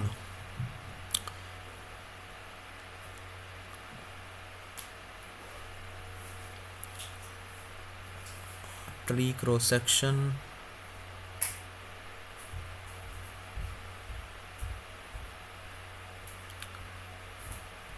ring records, ring the records ਇਹ ਲਿਖ ਦਿੰਦੇ ਆ, and ring records, copy that, let's submit it, let's get the score. For the fourth time I have again got 7 out of 7 with my technically developed, technically created, customized format. Advance level the training ਹੈ, ਇਹਦੇ ਵਿੱਚ ਇਹੀ format use ਕਰਕੇ ਫੁੱਲ marks ਲਵੋ। ਠੀਕ ਹੈ ਜੀ। ਕੋਈ ਹੋਰ ਮੁਸ਼ਕਿਲ ਹੈ to ask me in the class. ਇੰਝ ਕਰਦੇ ਹਾਂ, ਇੱਕ ਕੰਮ ਹੋਰ ਕਰਦੇ ਹਾਂ, ਇਹਨੂੰ ਇੱਕ ਵਾਰੀ ਦੁਬਾਰਾ ਕਰਦੇ ਹਾਂ। ਜਿਹੜਾ ਮੈਂ ਹੁਣੇ ਕੀਤਾ ਸੀ ਉਹਨੂੰ ਪੇਸਟ ਕੀਤਾ, ਕੁਛ ਲਾਈਨਸ ਨੂੰ ਕੱਟ ਕਰਦੇ ਹਾਂ। ਵੇਖੋ ਮੈਂ ਇੱਕ ਹੋਰ ਕੰਮ ਕਰ ਲਗਾ, ਤੁਹਾਨੂੰ ਲੱਗਦਾ ਹੈ ਕਿ ਫੋਰ ਵਿੱਚ ਤੋਂ ਬਾਅਦ ਤੁਸੀਂ ਨਹੀਂ ਲਿਖਣਾ। ਦੇਖੋ ਇਹਨੂੰ ਮੈਂ ਲਾਈਨ ਕੱਟ ਕਰਤੀ, ਮੈਂ ਸਿਰਫ ਇਹਨਾਂ ਨੇ ਲਿਖਿਆ, ਦੋ ਲਾਈਨਾਂ ਲਿਖਤੀਆਂ, ਐਵੀਡੈਂਸ ਵਾਲੀ, ਇਟ ਇਜ਼ ਵਿਵਿਡ ਦੈਟ ਵਾਲੀ, ਅਤੇ ਐਸ ਐਚ ਵਾਲੀ। ਦੇਖਦੇ ਹਾਂ 53 ਵਰਡਸ ਦਾ ਲਿਖ ਕੇ ਸਕੋਰ ਆਉਂਦੇ ਕਿ ਨਹੀਂ ਆਉਂਦੇ। Let's get the scores. ਤੁਸੀਂ ਵੀ ਦੇਖ ਸਕਦੇ ਹੋ, ਫਿਰ ਮੈਨੂੰ 7 ਚੋਂ 7 ਹੀ ਮਿਲੇ ਨੇ। ਕਹਿਣ ਦਾ ਮਤਲਬ ਇਹ ਹੈ ਕਿ ਇਟ ਇਜ਼ ਨੋਟ ਨੈਸੈਸਰੀ, ਮੈਂ ਤੁਹਾਨੂੰ ਪਹਿਲਾਂ ਵੀ ਕਿਹਾ ਸੀ, ਇਟ ਇਜ਼ ਨੋਟ ਨੈਸੈਸਰੀ ਕਿ ਤੁਸੀਂ 70 ਵਰਡਸ ਦਾ ਲਿਖਣਾ ਹੈ ਜਾਂ 71 ਦਾ ਲਿਖਣਾ ਹੈ ਜਾਂ 65 ਤੋਂ ਉੱਪਰ ਲਿਖਣੇ ਹੈ। 53 ਵਰਡਸ ਦਾ ਲਿਖ ਕੇ ਵੀ ਮੈਨੂੰ ਫੁੱਲ ਮਾਰਕਸ ਮਿਲ ਰਿਹਾ। ਪੀਟੀ ਵਿੱਚ ਸਾਨੂੰ ਇਹਦੇ ਵਿੱਚ ਕੁਆਂਟਿਟੀ ਨਹੀਂ ਚਾਹੀਦੀ, ਉਹਨੂੰ ਕੁਆਲਿਟੀ ਚਾਹੀਦੀ ਹੈ। ਕੁਆਲਿਟੀ ਵਿੱਚ ਕੀ ਹੈ, ਮੈਂ ਉਹਦੀ ਗੱਲਾਂ ਹੀ ਕੀਤੀਆਂ ਨੇ, ਅਤੇ ਗ੍ਰਾਮਰ ਮੇਰੀ ਆਪਣੀ ਲੱਗੀ ਹੋਈ ਹੈ, ਮੇਰੇ ਕਨੈਕਟਰਸ ਲੱਗੇ ਹੋਏ ਨੇ ਕਸਟਮਾਈਜ਼ਡ, ਪਰ ਮੈਂ ਗੱਲਾਂ ਉਹਦੀਆਂ ਕੀਤੀਆਂ ਅਤੇ ਮੇਨ ਵਰਡ ਲਿਖੇ, ਮੈਂ ਮੇਨ ਲਾਈਨਾਂ ਲਿਖੀਆਂ ਨੇ, ਅਤੇ ਮੈਨੂੰ ਨੰਬਰ ਨੂੰ ਦੇਣੇ ਦੇਣੇ। ਨੰਬਰ ਘੱਟ ਲੈ ਕੇ ਦਿਖਾਵਾਂ ਤੁਹਾਨੂੰ। ਦੇਖੋ ਸਪੋਜ਼ ਕਿਸੇ ਨੇ ਸਟੂਡੈਂਟ ਨੇ ਹੁਣ ਕੀ ਕੀਤਾ, ਆਖੋ ਇਸ ਤਰ੍ਹਾਂ ਲਿਖਿਆ, ਹੁਣ ਗਲਤੀ ਨਾਲ ਨਾ ਉਹ ਕੀ ਕਰਕੇ ਆ, ਇੰਕਲੂਡਸ ਪਾਇਆ ਵਾ, ਇੱਥੇ ਇੰਕਲੂਡ ਲਿਖਣਾ ਸੀ, ਇੰਕਲੂਡਸ ਪਾਤਾ। Let's see. ਅਤੇ ਹੋਰ ਕੀ ਕੀਤਾ ਹੋਏਗਾ ਉਹਨੇ, ਇਟ ਇਜ਼ ਵਿਵਿਡ ਦੈਟ ਭੁੱਲ ਗਿਆ ਉਹ ਲਗਾਣਾ।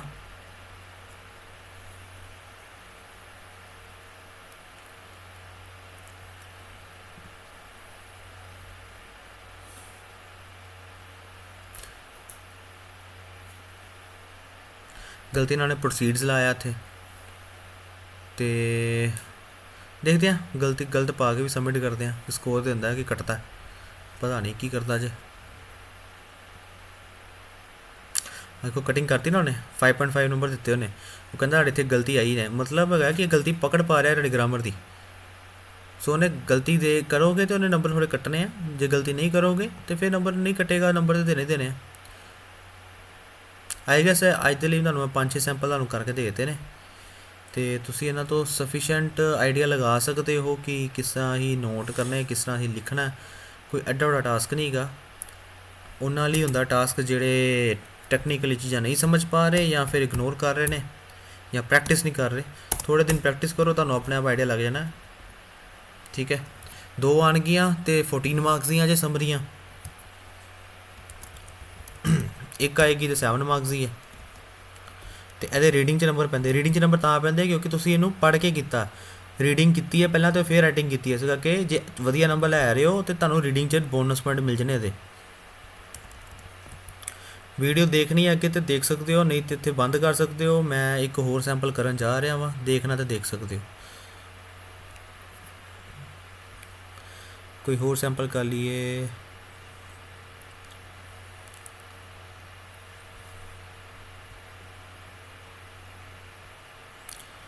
ਇਹ ਵੀ ਦੇਖਦੇ ਹਾਂ, ਨਾਮੀਬੀਆ ਗੇਨ ਇੰਡੀਪੈਂਡੈਂਸ, ਕਿਸੇ ਨੂੰ ਆਇਆ ਹੀ ਥੋੜ੍ਹਾ ਜਿਹਾ ਉਸ ਤਰ੍ਹਾਂ ਦਾ ਹੈਗਾ।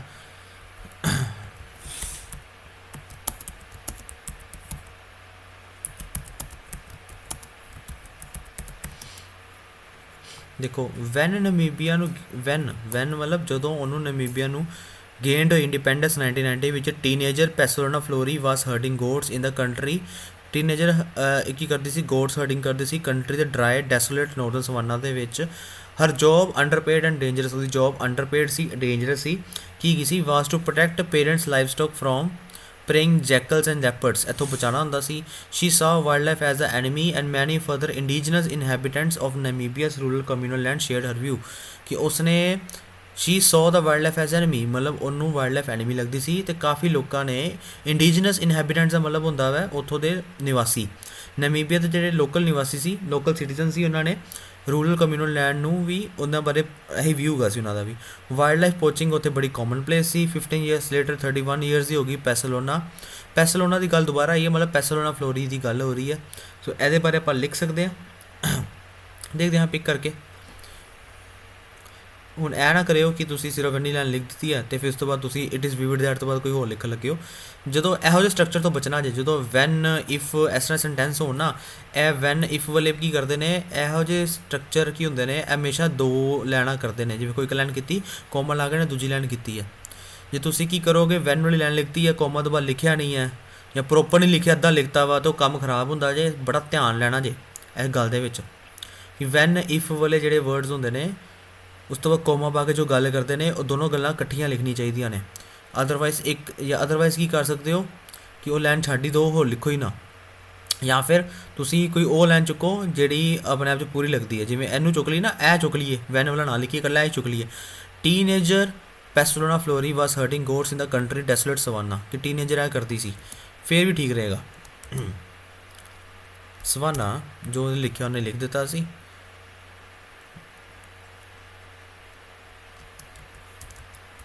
it is vivid that ਇਹ ਲਿਖ ਲੈਂਦੇ ਹਾਂ, ਵਾਈਲਡ ਲਾਈਫ ਪੋਚਿੰਗ ਵਾਸ ਕਾਮਨ ਪਲੇਸ।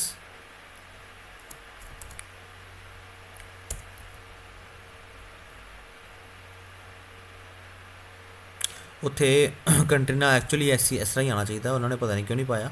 ਕੰਟਰੀ ਨਾਲ ਪੋਸਟ ਆਫਿਸ ਚਾਹੀਦਾ ਉੱਥੇ, ਵੈਸੇ ਚਲੋ ਪਾਉਣਾ ਚਾਹੀਦਾ ਸੀ ਉਹਨਾਂ ਨੂੰ। ਫੋਰ ਵਿਚ ਇਹ ਨਹੀਂ ਲਿਖਾਂਗੇ ਕਿ ਉਹਨੇ ਕਰੀਅਰ ਬਣਾਇਆ ਟੂਰਿਜ਼ਮ 'ਚ, ਨਹੀਂ, ਆਪਾਂ ਲਿਖ ਦਾਂਗੇ ਥੱਲੇ ਕੋਈ ਲਾਈਨ ਚੁੱਕਦੇ ਹੁਣ ਕਿ ਉਹਦੇ ਵਿਲੇਜ ਨੂੰ ਅਤੇ ਹੰਡਰਡਸ ਆਫ ਅਦਰਸ ਨੂੰ ਬੈਨੀਫਿਟ ਹੋਇਆ ਵਾ ਗਵਰਨਮੈਂਟ ਐਫਰਟਸ ਤੋਂ, ਜਿਹਦੇ ਵਿੱਚ ਟੂਰਿਜ਼ਮ ਡਿਵੈਲਪਮੈਂਟ ਕੀਤੀ ਗਈ ਕਮਿਊਨਲ ਲੈਂਡ ਦੇ ਵਿੱਚ। ਇਹ ਨਾਲ ਇਹ ਲਿਖ ਦਿੰਦੇ ਹਾਂ ਕਿ ਟੂਰਿਜ਼ਮ ਡਿਵੈਲਪਮੈਂਟ ਤੋਂ ਫਾਇਦਾ ਹੋਇਆ।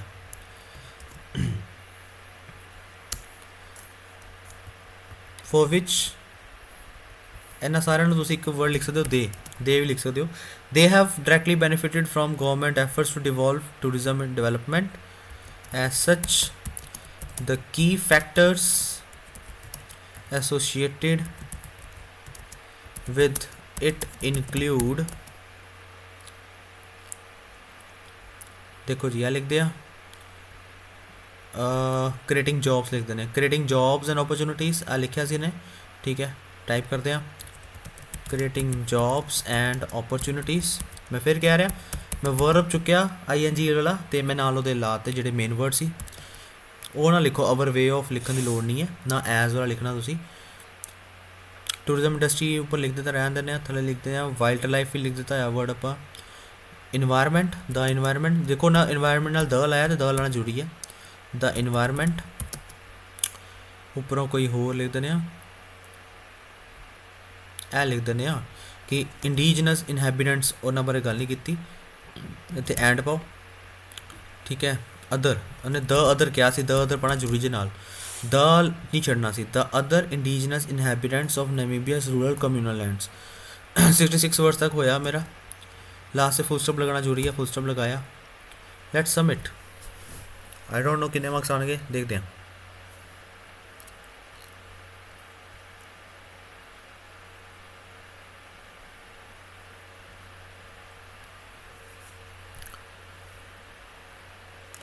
Once again, for the 5th consecutive time, I'm getting full out of full score.